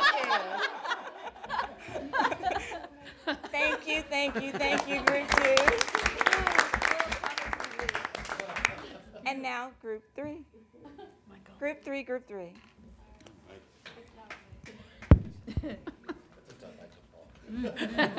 That's why none of us are good enough. By the way, Jim Albanese wanted us all to know that theirs was the best. Oh. That was group 2 he was speaking of. Yeah. Come on, Mike, you can do it. So I think that there's a lot of commonality as we're listening to all of these. I'll just read through it and then focus on a couple points. So our definition, group 3's, it's a culture, a way of being rather than a way of thinking, founded on the belief that all students, with and without IEPs, benefit academically, socially, emotionally, through community modeling, from being in class with peers. And that means attending homeschool, that means that services are brought to class rather than students being removed, and that means, very importantly, that no criteria needs to be met in order for a student to qualify to attend an inclusive school. We started off from a general sense in terms of what we thought inclusion should be, but then we thought that general is a positive, but it's also a negative, because if it can be argued and there's black and white or shades of gray, whatever, that we needed to be more specific. And so that's why we added the attending homeschool, services brought to class rather than students being removed, and no criteria. What we feel that this needs to be fleshed out in terms of what the requirements are. Group 1, on and on, did a great job having the requirements. 4 that we chose has to be staff buy-in. There needs to be continuous professional development of teachers and staff. Proper IEP-driven supports for students with staff having the necessary resources. And then staff collaboration. We got into a hurdle of thinking where we are now as opposed to where we should be. So we identified a couple obstacles that when we get to that phase, we'll need to talk about. Teacher performance reviews are heavily reliant on state test scores, and teacher and staff belief that students need to keep pace. We had some question marks that you mentioned about arguing over one word here and there. Maximum extent appropriate was one of the phrases that we had initially, and some of us believe that appropriate was too subjective, so maybe there's a better way if we need to include it. And then still recognizing that there's FAPE and LRE. The one thing that I'd like to, just from my perspective, clarify for us was it's important that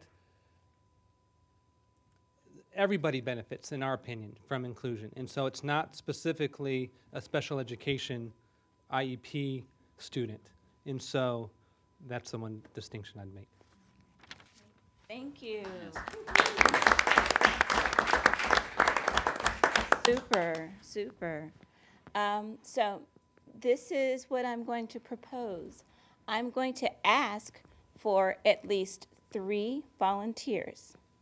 3 volunteers. You can identify yourself now. You can come and see me when we're all done. But I'd like for 3 volunteers. I'd like a parent. I'd like, if possible, 2 parents would be preferable, and then 1 staff member to help me to consolidate the three so that we come up with something that we've all had input, we can all see our work reflected, and it be representative of the work that we all did. So I'm going to ask for volunteers, and we'll need to do this between now and next week. Well, I'm sorry, we're not March meeting 7th. next week. No, it's in 2 weeks. Well, I'd actually like for us to do it between now and next week so that we can get it out to everyone, but nonetheless. For review. For review, yes. So I'd volunteer. Okay, I've got one volunteer. And she's a parent, so. Yeah, Yeah. Mr. Cristobal. I've got two. Okay, so got two parents. And now my staff member? Anyone? Anyone? All right. Not so enthusiastic. Super. We have our team of three. So when the meeting is over, I'd just like us to talk for just a few moments to talk about how we'd like to approach it and what our process will be. Because the three groups came up with some amazing, amazing work. And again, we want to make certain that it's reflected in what our final product is. And I have no doubt that with what we have to begin with, that we're going to come up with something really, really super. So again, applause. Fantastic. All right. Next item on the agenda. Optimal education environments, approach and support to maximize student achievement. And I believe that's what our study was provided for. All the documents. Pretty much all the documents. So. Yeah. Now, the thing is, I'd like for you to have time to spend with this so that some of the characteristics can be actually extracted, and you have time to read it and identify what characteristics seem to be in those optimal programs. So if it's okay with you, this will be our homework for our next meeting for us to come back. And in your minutes from last week, there's a list of the criteria that we identified, but really I want you to just go through the report and using that list of criteria from our last meeting, just identify what some of those characteristics are so that we can. Sharon, I don't understand. She said two different. Okay. I'd like for you to review the report. Yes, the report is the lessons from California districts showing unusually strong academic performance for students in special education. And I'd like you to use the minutes from last week, which lists the criteria that we all kind of came up with. Not hard and fast, the criteria, but just some things for us that we agreed that we would take a look at, what some of those good programs have. And then also, if there's additional information that you learn about the district or that you find out, certainly bring that back and share with us. But the whole goal for this exercise was for us to look at what some of those optimal environments look at so that we can talk about what an optimal environment in PUSD might look like. Yes. I'm looking at the agendas for the 15th and the 22nd, and the numbering is different. On the 15th, the optimal educational environment is item 7, and for today, the 22nd, it seems to be 6. So I'm kind of confused. There was some consolidation of some agenda items. So we should look at Yes, this one look at instead. the one from Okay. dated for today. Okay, is that agreeable with everyone? Super. I don't want us to have a conversation and you haven't had time to really get into it. All righty. The minute. You hold this for me. What's in a minute? You want to have mention the budget information and then I'll go back up. Okay. Did you want to mention on with the budget? Yeah. We're actually going to be postponing for the budget of the discussion as for today. We'll bring it up at the next meeting when we meet again in March 7th. Just we had some more information that came in from the state. We had some of the P1 certification that came in today.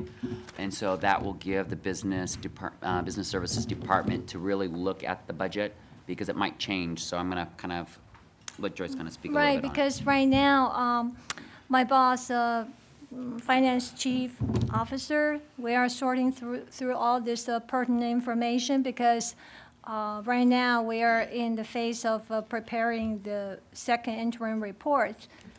And so a lot of pertinent information just came in, so we are sorting them through and to decide, you know, which information we can comfortably put into our multi-year financial plan.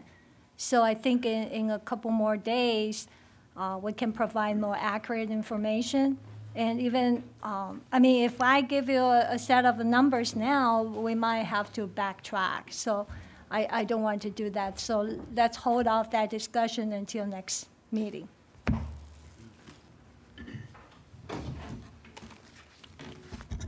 And just kind of going like when we were talking about what the optimal, like when we identified some of those data, this is actually, excuse me, what we were discussing last time. This is the annual report when I was bringing certain information. So these are some of the things that we can even look at as when we're talking about this area, when we're talking about criteria and looking at some identifiers, that's something else that we can look at because this is how the district is kind of rated, how it's being looked at. We can probably get access to more updated information. So at least we can get that, so we have to wait until next year until we see, you know, 2010, 2011 data, so it's gonna be kind of a little late. So we can gather some of that information now, but so that's some of the things that we're looking at. So it's quite alarming when you, especially if you look at indicator 2, this is looking at 09, 010 data, and that indicator is a dropout rate. So when you look among our special ed students, we have an 18% dropout rate. So that's quite alarming for the district when we have that. So that's something we want to look at is when we're looking at kind of looking at our optimal, what do we want to see? I mean, our goal is to, of course, is to decrease that. We want to have more students, but see some of this, how it's driven is, say if a student doesn't get their diploma and they can come back for the 5th year. But if they don't come back, they're considered a dropout. So it's really going back and really following up with those students saying, see, you have access to it. Let's look at it because what they're looking at is do you have basically a diploma, not a certificate or anything like that. They look at basically as a diploma. So what's the dropout rate for regular education students? That one we can find out. I don't have that information, but that's something we can easily get. Do we know the dropout for special education? It's right here. For in 09, 010 was 18%. But it was 18%, but are we including those who through 22? Yeah, they go in that group as So, well. okay, so So then- that's where the number is not Right. the best number, so we have to more play with that and really look Right. at it. But some of it, it's also the data that's going to the state. So we, as the district office, have to go more into our data, and now with the new system, we can actually do a lot of these types of reports before that ever goes to the state, so we don't have errors. Because there is some errors. So when you say extra year, do you mean beyond the age of 22 that they? No, it's when they're 18. When we're, like, say they're on a diploma Because they can get a track. diploma track. Let him finish. Oh, Yeah, I'm sorry. it's when they're going, like, say if the student is on a diploma. They basically, special ed, we're always responsible until until they get a diploma or they reach the age of 22. So say if a student's on a diploma track, we're still technically responsible until Right. they get that diploma or they're 22. So we still, Right. always every year, we send a student, say for that student who's on the 5th year or maybe on their 6th year, we'll send them a letter saying, you have access to FAPE, please contact us. That's how we look at those. But they're still counted as a dropout for the district. So that's how we have to look Thank at you. that one. You're welcome. So when you looking at the statewide assessments, that's looking back in 09, 010 school year. I did give you some information of what our test data looks like. And kind of let me just walk you through it, because sometimes it gets a little confusing when you look at some of the information. I'm just looking at the whole little packet with CST here. What I gave you is looking at your CST and as well as with Kappa and the CMA. So when you look at the results, you will always have that top range, and it's hard to see. I was hoping that would have copied a little bit better, but it doesn't look like it copied as well.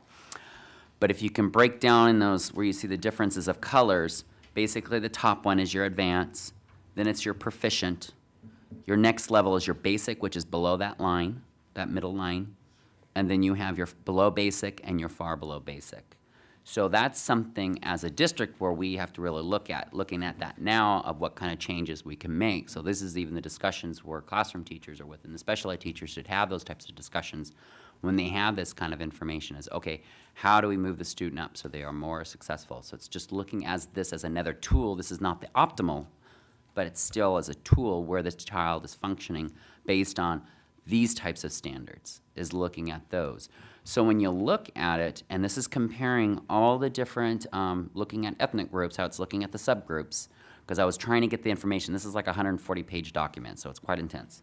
So I was just getting more stuff that's really representative of us, of looking at what you guys were asking last time that we were meeting. So this is how it breaks it down when we compare to the different subgroups. So when you look at special ed, we're not below us, because if you see on here, on the CSTs and the science, we're a little bit higher than the English learners. But it's looking at the subgroup of looking at special ed. So when you're looking at that, yeah, there's some movement, there's some growth, but where it comes to really the gap is even when you look at general education, you're seeing they're growing, not as like huge growth, but the same with special ed, they're not growing, they may grow at the same level, but you know, there's still that gap. And that's what we really have to address, and that's more of your disproportionality that is really of looking at, is like, how do we get them up for any of the populations? And I think that sometimes is another way of looking at it, not just looking at the special ed populations, looking at all the populations so they're all achieving is another way of looking at this kind of information. Do you have a question? I just want to say, I think it must be very difficult for students, I mean, for the teachers of special education students to try to use this parameter of a CST. It's just so... Just one information. Yeah, because it's so difficult for them to try to integrate that with specific learning needs of the student, and then they just have this one standardized test used to determine whether they're being successful or not. Yeah, and that's when they should be looking at benchmarks, or looking at their own performance testing, when they're looking at the annual IEPs, looking at their goals. Is the child making a benefit? So they can look at all different aspects. This is just like one little part of an assessment. Yes? Excuse me. Are students represented in two groups? Let's say if you're an Asian person and you're a special education student, are you reflected in the Asian population and in the special ed population? Okay. Okay. So and that's the other thing, because a lot of our students, they belong to many different groups. So it's not just, so they try to weed it out more within the special ed, but I can get more information how they kind of how they really differentiate between the groups too. But they so are that's something. incorporated. They're incorporated. Okay. Well, from my understanding. One more question. Yes. Yeah, I just have one more question. I do know specifically when I have been to board meetings about this, that a lot of times, like for instance, on IEPs, like for instance, it would be marked that the student was white or different races. And this is just mainly about the race issue, because I know, for instance, my sons were half Filipino and half African American, and one was lighter than the other one, and he was considered white, and one was considered black. And then, you know what I mean, and how they were reported. And a lot of our students are really just so diverse. I just think it must be hard to classify them this way, even for a teacher in a classroom. So I just don't know how you guys are able to even do that. It must be very difficult. Well, don't people self-report? I mean, they have to base that data. They can't just look at a person and say, oh, that person's gotta be. And we have student demographics So they within our use areas that data. has all that Yeah. information. Yeah, but even when they're you able to play self-report, with like it. on the CST and the actual state standardized testing, they don't let you mark a lot of categories, you know what I mean? They let you are supposed to just mark one, isn't that correct? Well, in our area, like when you get like a state testing, usually Right. they're pre-ID and it all comes from our student database. Right, So if so- they claim, say, 2 races, like you see a section that'll say 2 races, Right. they can still extrapolate that. So Right. when the parent enrolls into the school and they're filling all that information, we have to take that information as is. From that, okay. And then that's how, because when a student gets a test, I mean, it's like basically a bar, like a label. Unless something's wrong, then the people actually have to fill it all out, which is another story when that happens. But so this gives you the different types of tests. And I'm not going to go through each one of it. I mean, when you look at Kappa students, it's just really showing a lot of our Kappa students are moving up quite a bit. When you're looking at how many are above proficiency, when you look at those types of tests within the Kappa, which is an alternative assessment. It's more of a one-to-one type of a situation. So, but when you look at proficiency, the state will only allow you to do like a 1% or up to a 3% of looking at if they're far below basic, because it can actually impact the district. But if a student requires, say, the CMA, we still would always provide as many students who need the CMA, they would still do it. We'll still take the test, but it's not the amount of, okay, you can only have this certain amount of population to take it. It's like, no, you look at them all, do they meet within those requirements? Because there's some things that the districts can file, which is like over, like the 1% for Kappa that we always file for. If we ever go over a huge population over getting more proficient, we do like a waiver so that doesn't basically hurt against the district. But what the state does is they look at both CMA and as well as Kappa. And now what they did is they gave us a range like a 3% kind of a thing. So as long as we're not going above 3% of proficiency, it doesn't actually impact. See, what happens is, say, when it looks over the general population, you have this huge amount of students that are all getting it within those areas. And what that does is that actually puts it against the district. So those scores actually get, oops, nope, sorry, now they're far below basic. So that's how when we basically allow it for them all, and then we go from there and we basically apply for our waivers. But when you look at this data, we're not even getting anywhere near our 3%. We're always getting about a little over 1% within our Kappa students. So that's really good, so we can still keep moving that up. But we still have a long way. When you look at the data, you can tell more of our mild, moderate individuals with those type of disabilities do need we have to concentrate more within that population, because that's where we're seeing is not as much growth when you compare to other groups. So that's kind of just looking at it just as a real quick glance when you look at the data. Love this one. So that's something we can look at. This case miss one, I won't go over that one as much. I mean, just looks at our population, and as I kind of shared before, our numbers did increase. And that was actually due to our system, because our previous system was not actually identifying everybody correctly. And now with our newer system, is actually able to correct it, and we do have the ability to do a lot of our checks. That actually has helped the district in that way. For us parents, what's the name of the software that you're using now? It's called SACE. It's a Special Education Information System. Thank you. The beauty of the system, just so you kind of know, it's about 70% of the districts in the state of California use it. So the beauty of it is, say, like Joyce comes from another school district. She basically enrolls into Pasadena, and they're a SACE user. All it is a quick button that district releases. Every single IEP, any report, whatever in SACE, gets transferred over to us. So that SEIS, Special Education Information System. You're welcome.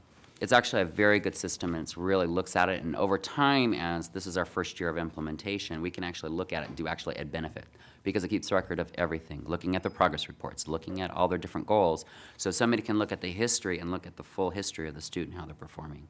So that's actually the power and the potential of the program, but this is our first year of implementation, so it's going to take a little time, and it's almost integrating. So, correct me, I just want to make sure I understand what you're saying. So, I'm sorry. So, it is possible that, based on the information we already have with this new system, that upon review and adding new information, that all of these numbers could change dramatically? Possibly? Could change in certain ways. We can have a better, much better, closer, yeah. And that's what we would like to get. That's what we would like to see. Because that is how the state funds our When it program. manages certain things, it looks at where we can get penalized. Like one area I didn't go over, actually I should go back to it. In this one here, the district was found in disproportionality, and I gave you the one document. It's actually in the last couple of pages. And that has consequences to it. And it looks at, it says it's actually draft, this comes from the state. Performance report? So what it looks at is basically the district looks at it, looking at certain disabilities, looking at autism, emotional disturbance, intellectual disabilities, because mental retardation did change for the terminology, it's now ID. Then it's other health impairment, and then specific learning disability. So it, looks at your special ed enrollment at your district. Then it looks at your percentage of special ed, comparing it to that population. Their E-formula is what the state comes up with, and this gets into a lot of debate between the state and the feds. They had this a long time ago, and they finally got it approved, and we finally got it, so it's a little late by the time we had the information, so they finally accepted the formula. So the at-risk ratios, really looking at what's the ratio that we would label a student with that type of a disability. So pretty much the main area where we do have a disproportionality is within our emotional disturbance for our African American students. If you look at it, we're 5.3, meaning we're 5 times more likely to place a child who's African American with emotional disturbance eligibility. So that's where we're overrepresentation of looking at it. We were always in learning disability and specific learning disability, but this time when they did the formula, we weren't as bad. Do you have a question? I just want to point out, that's one of those repetitive findings in our audit report since 1998 that maybe this group can come up with a way of resolving. That'd be a great thing. But Thanks. that's actually one of the recommendations, is to address the over-reporting. Yeah. And some of it, that's even when the district was implementing the district-wide for the behavior RTI, because that was actually an issue coming up in overrepresentation. So you really, truly exhaust all interventions before basically special ed kind of comes up. It's like, let's give all the types of interventions so we're not misidentifying or, you know, putting students in special education for not the appropriate purposes. So that's how that one kind of looks at it. So that's where the state gets kind of looked at. If we are in significant disproportionality, that would have been a little bit stronger kind of a thing, because the state, what the state does is says, you're going to take automatic 15% of your special ed funding and you're going to create something. And we have to prove it. And you also have to monitor it, and you have to do a lot of data collection. I came from a district where we had to do that, and it's not a lot of fun because you go through a lot of hoops. When my previous district was in it, we had ARA funds. That was the whole American reinvestment when we had the additional funding. What it did is it really stopped a lot of what you can use that funding with. So Pasadena was lucky because we weren't in that kind of a disproportionality, so we were able to look into creating some types of intervention programs, using that funds for, like, say, for behavior RTI, looking at it for our coordinated early interventions for our K-1 classes, looking at reading interventions. So we had a little bit more of a luxury of being able to, we can create what we want to do, and we're going to figure out how we're going to manage it. But if we were in significant disproportionality, we would have to automatically report it to the state a number of times, and they would have to actually check it. But they may say, they may look at our program, they'll look at behavior art, say what we set up, what we already created. They may have looked at it and say, nope, we don't like it, go back to the drawing board. And that's what they could have easily done. Leonard, is We're not there there yet, only at least. 2 levels of the Disproportionality? disproportionate disability? It's looking at that as significant disproportionate. or Yeah. This one, it's looking at our areas. Okay. So if we keep getting in this area and being identified, we will fall into a significant disproportionality. So what we have to actually look at is our own district policies and procedures and look at our assessment process. So that's where it's going, and I'm still waiting for the new, we have a new, like a technician that we work with, or a consultant that we work with, CDE. It's a new individual, so we're just waiting to have some contact. She needs to be trained first, and then she's going to go over what the other processes that we have to do. I mean, we're not like, oops, everything's great, or anything. There's going to be some, you know, some things that we have to follow, some different plans and programs. Yes? How much off in percentage for emotional disturbance are African Americans? They're at 39.4. What would the percentage? Formula, the state's saying you can only be at 26.3. 26.3. Yeah.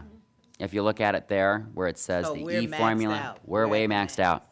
And if you look at a lot of areas, we are over in some areas, but we're not identified as being overrepresentation because they allow some wiggle room of how much you can be over. You can actually be found in disproportionality if you underrepresent. So if we're not representing a certain population with this certain type of disability, that can still place you in disproportionality. So whether you go over, whether you're way under, you can still kind of get nailed by the state. So there's some consequences, but they're not as heavily as where we're at. Yes? So when you implement these programs, and I'm asking this because I know that this is a big issue for many African American people. They're very concerned about the very large number of African Americans, especially males, that fit into this category. So you're going to implement programs. What type of follow-up reporting back? Who do you report back to? What's the timetable? It's with the CD. That's what we're still waiting for. Because as Monica noted, this has been ongoing for a very long time. Yeah. Well, again, that's one of the recommendations, and that's actually what this group, one of the items that this group will actually need to create action plan around. Okay. Yeah. Yeah, because Are as there a any- I'm department, sorry. as a department, we'll try to come up with goals as well. So we ask each of the our program specialists, our TOSAs, everybody, when we're creating our goals, how we're evaluating, we're looking at a lot of this information. Is where we want to go as a department. Of course, we want to see anything where it says no action required, that's where we want to go, because we don't want to have the action required. So anywhere there's a yes, that's where we're more focusing as a department. So that's how we look at taking this information as a department. Are we allowed to ask exactly how much that's costing the school district? And how much we've been penalized because of this? Right now, we haven't been penalized for Oh. financially. We still get our funding, but we're not there yet. Okay. If we're insignificant, we would still get our funding, but they'll say, sorry, you can't use that on your maintenance of effort, so to speak. They'll really limit of what you can use your funds with. But we still have the luxury where we can make the decision, saying, well, we'll still use maybe 10% of our IDA funds for these types of programs. There's one last item I absolutely need us to get to tonight, and that is the prioritization of the recommendations. So while the conversation was going on, I walked around and you passed around a document called Special Education Task Force Audit Recommendations. Now, what you have in front of you is simply all of the recommendations that we've agreed that we're going to work on, that were some that were duplicate that we agreed should still be a part, some that were not in the audit summaries that we agreed should be a part of the document. And so what you have is column 1, group. That's the group that worked on it. The second column is the audit date. All of this is just so that you can refer back to the source. The audit number, which is what was assigned by us. So that number obviously would not appear anywhere else. The title of the audit, and then the actual recommendation that group put forward for that particular audit. Now, when you see the multiple bullet points, that is because it more than likely appeared in multiple audits, and we felt that we should develop one comprehensive plan around that particular area, as opposed to developing an action plan for each audit for different areas. So as you can see, that appears in 8.2, which is systematic approach to transition. This is by no means a complete list. These are simply the ideas that were gathered from the group. You'll see that again in 9.3, Comprehensive District-Wide Professional Development Plan. Professional development appeared in at least 5 of the 7 groups. So it went all under one umbrella. You will also see it again under 5.2, which is cross-functional decision-making. This is what I'm going to ask you to do. Again, you have seen all of these before. Language was not changed. It is exactly as it appeared on the documents that you provided to me. That's one of those things that as a facilitator, I do not change your thoughts or ideas. If that occurs, I'm going to come to you, get permission to do so, and then we're going to agree on it, which is again why we're forming a subgroup in order to work on our definition of inclusion. Yes? Is the extended school year amongst any of these? Because I remember on February 4th, we talked about that. I brought it up, and then I know it's another person whose staff brought it up too. We spoke about how I guess the district decided to just do whatever the basic requirement is for the extended school year, and we had discussion about the last time that happened, which was last summer, and how, you know, If your group indicated that that was one of the recommendations. it wasn't amongst the stuff, but we asked to have it added, so But I'm asking if it was your group added. didn't include it on your document, it won't be here. It wasn't just our group. We were having a discussion about things that were excluded that the task force needs to look at. This is what I'm going to just remind everyone of. The goal was for everyone to indicate on at least one of the charts whether or not something was to be included in the recommendations. If something has been overlooked, we can certainly add it. Okay. Okay? But if you don't see it here, it means that either the group didn't capture it. In fact, no one really noticed it, that it wasn't there.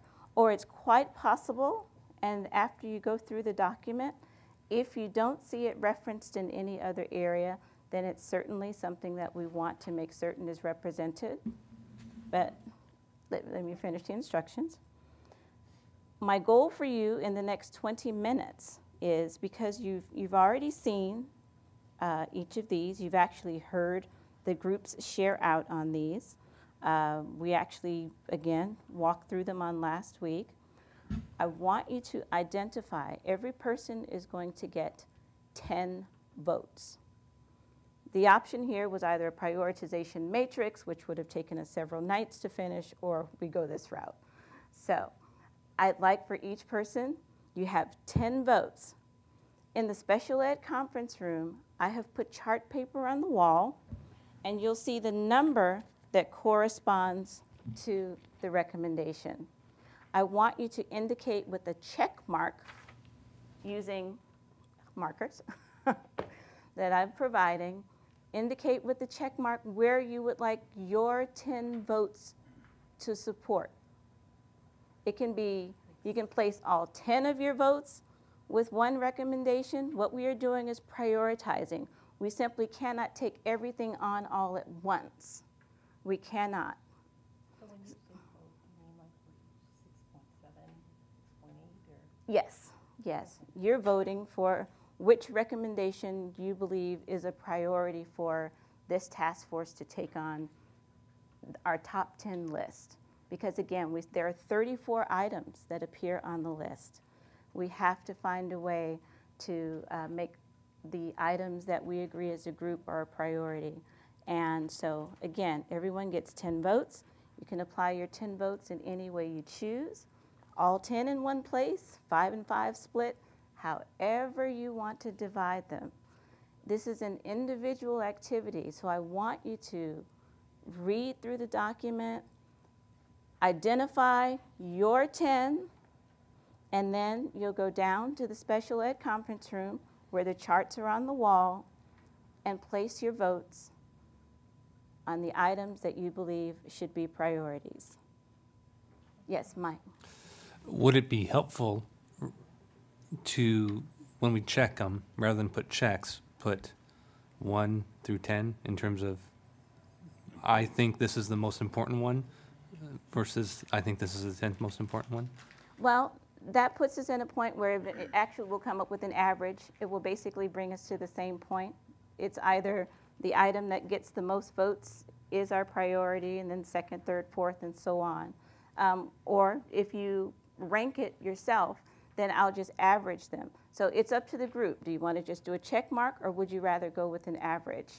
Check mark. I'm sorry? Check Yeah. mark. We end up in the same place. That's fine. I was just asking. Okay. Good suggestion, though. I just have a problem with the audit number 9. I strongly disagree that that study talked about all those items under there as a comprehensive district-wide professional development plan issue. It did not. It did not. It talked about it in terms of policies and procedures in place to then allow, you know, any sort of professional development or any other plan, that there lacked any policies or procedures in place to even develop a comprehensive district-wide professional development plan. So if you put this all under here, it implies that there are already policies and procedures in place for this to be developed, and I just disagree. I think this study found that there weren't. Actually, that is, it actually means just the opposite, that the group is recommending that a comprehensive professional development plan be put in place, because the need for professional development occurred in approximately 5 of the 7, 5 out of the audit recommendation sets. And so rather than develop a professional development plan to address the recommendation for audit 1, recommendations for audit 3, the group decided to group them to develop one comprehensive district-wide plan so that all of those activities could be coordinated with collaboration between resources and staff members. Right, but wouldn't that involves a policy and procedural issue that should be in place first. Otherwise, how do we know how this comprehensive district-wide professional development plan and the public, how would they know, or the board, how it's being implemented? Well, See, that is the responsibility of this group. This group is But to do you, say, when you label this? let me finish. Okay. That is the responsibility of this group. This group is to say, we believe we need a comprehensive district-wide professional development plan, and we believe these are the parts that should go within that. There are a number of recommendations that don't have policy attached to it. And again, that's one of the roles of this group, is to help identify those places where perhaps there is a gap or subjectivity, and we're not interpreting it the same from group to group. So this group is saying, we believe we need a comprehensive professional development plan. These are just some of the things that we believe that plan should include. Okay.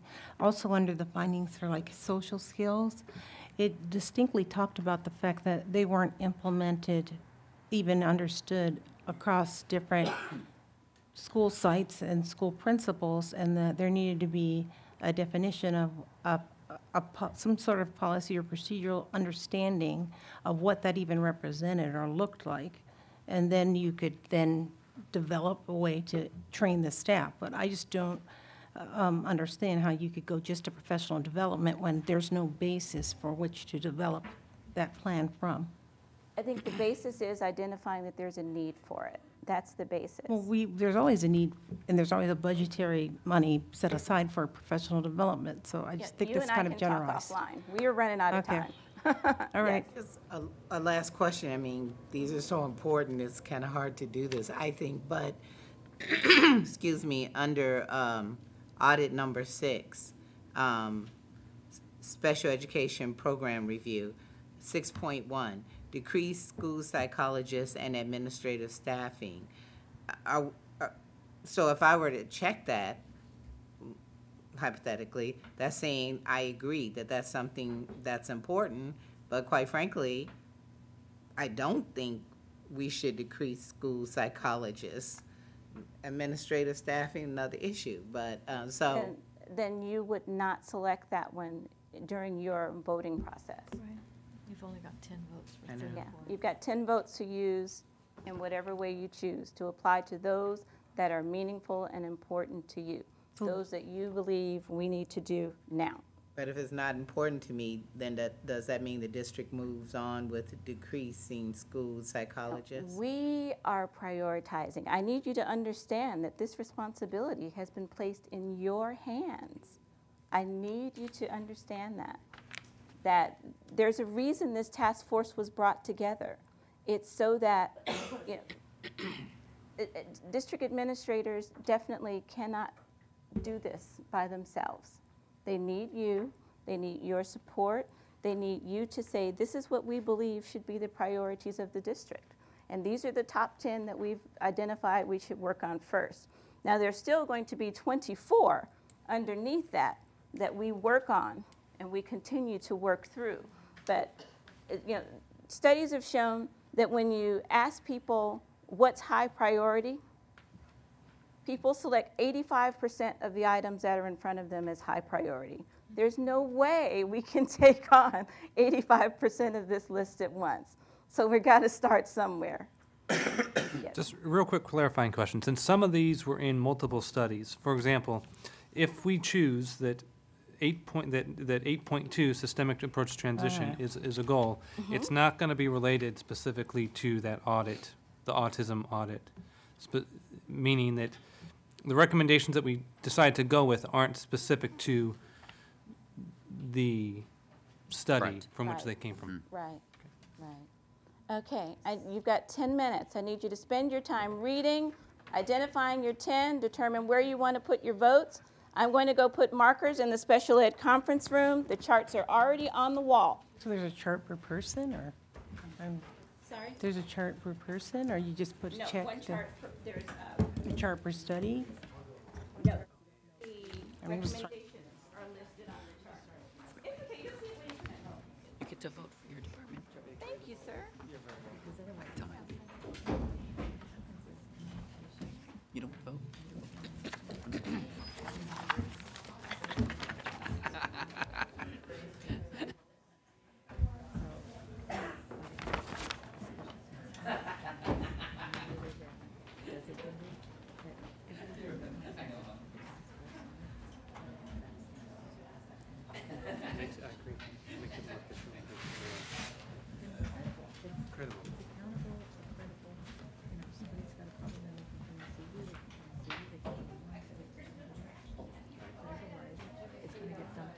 it to be hid. No. People hide it. Or, Right.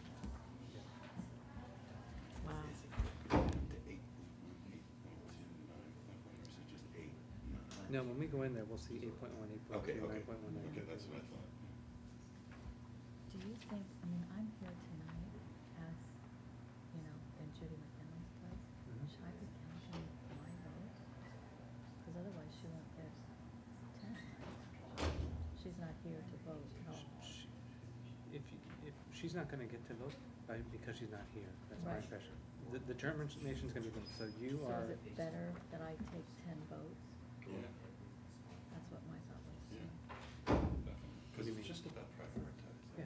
They're not saying. And it's not these gonna are- throw the rest of them out. No. Right, Not right. at all. It's not so much that you're Judy, you're representing that stakeholder group, That's, so. right, right, okay. I just wonder about, like, it's a little, it seems to be a little imbalanced In terms of, in terms of parents versus employers, doesn't it? well, parents constitute the biggest group on the test. There's 7 parents. But there's. So Chris Anderson, turn the arrow. There are 5. There's only 7 altogether. Do we know why the other two didn't come? I don't know why. Vermont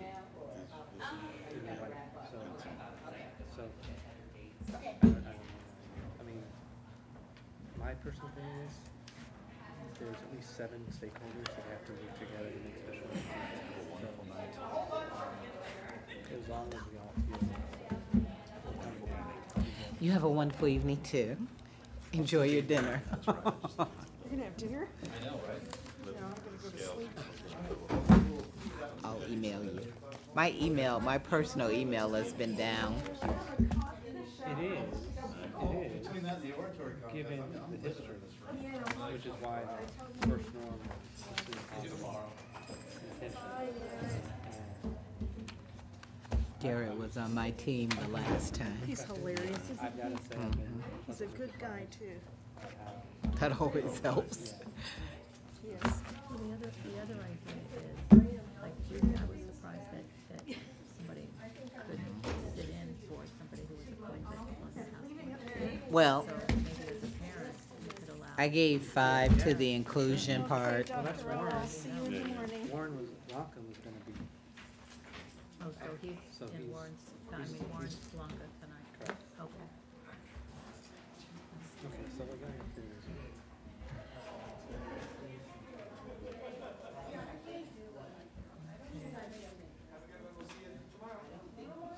Bright and early.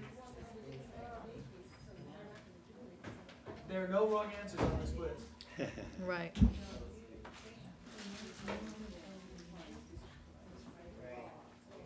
Problem is, I just watched Waiting for Superman last night. Oh, yeah, Oh my God. yeah. Talk about depressing and exhilarating at the same time, you know? No doubt, exactly.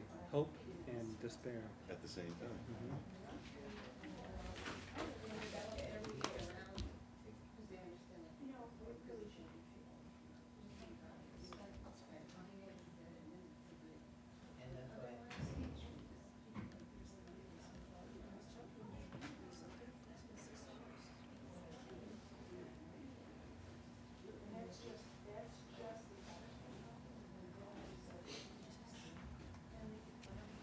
Mike, can I just mark this 9.3 as a comprehensive? Mhm. and It I includes don't all of need- the other. Okay.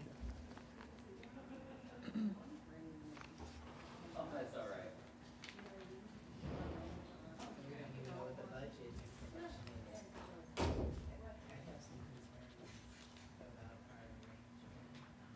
Just so I already talked with some of the groups who are voting, because some people are already leaving, but I just wanted to kind of give the information out.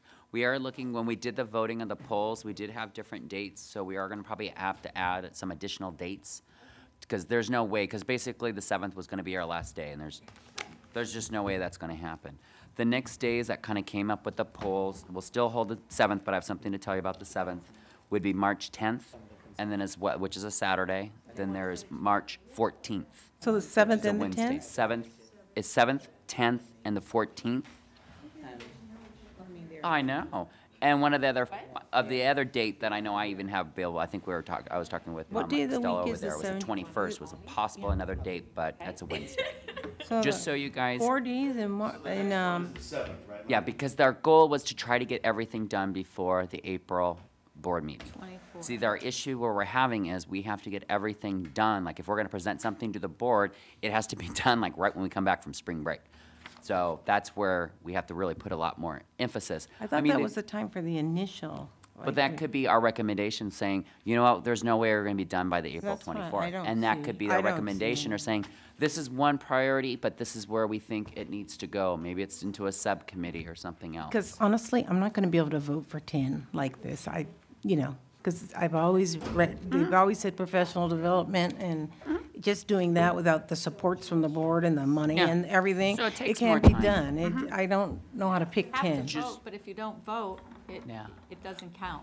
Well, I don't know how to vote that way because I understand what they have to do legally and what they have to do But, yeah.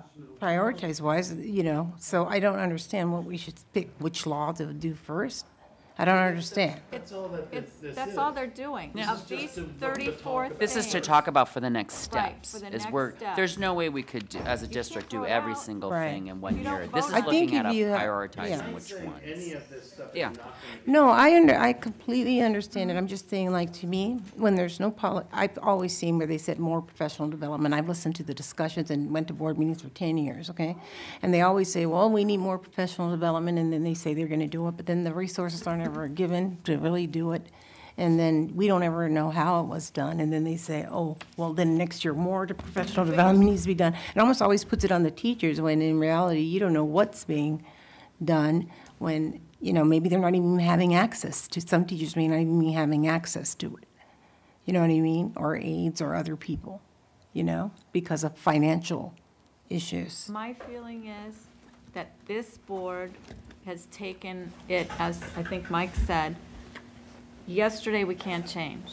No, I understand that, but that's why I think Carry that. going forward into utopia. Right. And if you don't vote on your 10 priorities tonight, those who do vote will get bigger strength. So next week when you come, there will not be any discussion Right.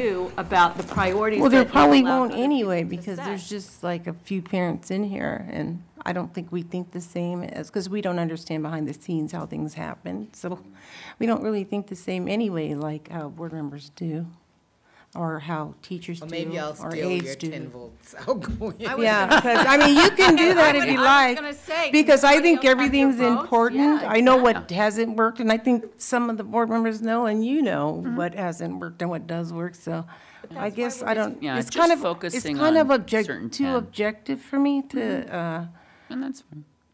I can't address things like that way, and so I'm sorry. That's okay. I mean, you don't, we're not forcing you to vote or okay. anything. And as well as, just so you kind of aware, more than likely for the March 7th, our chiefs won't be attending, because the March 6th is actually a special board meeting.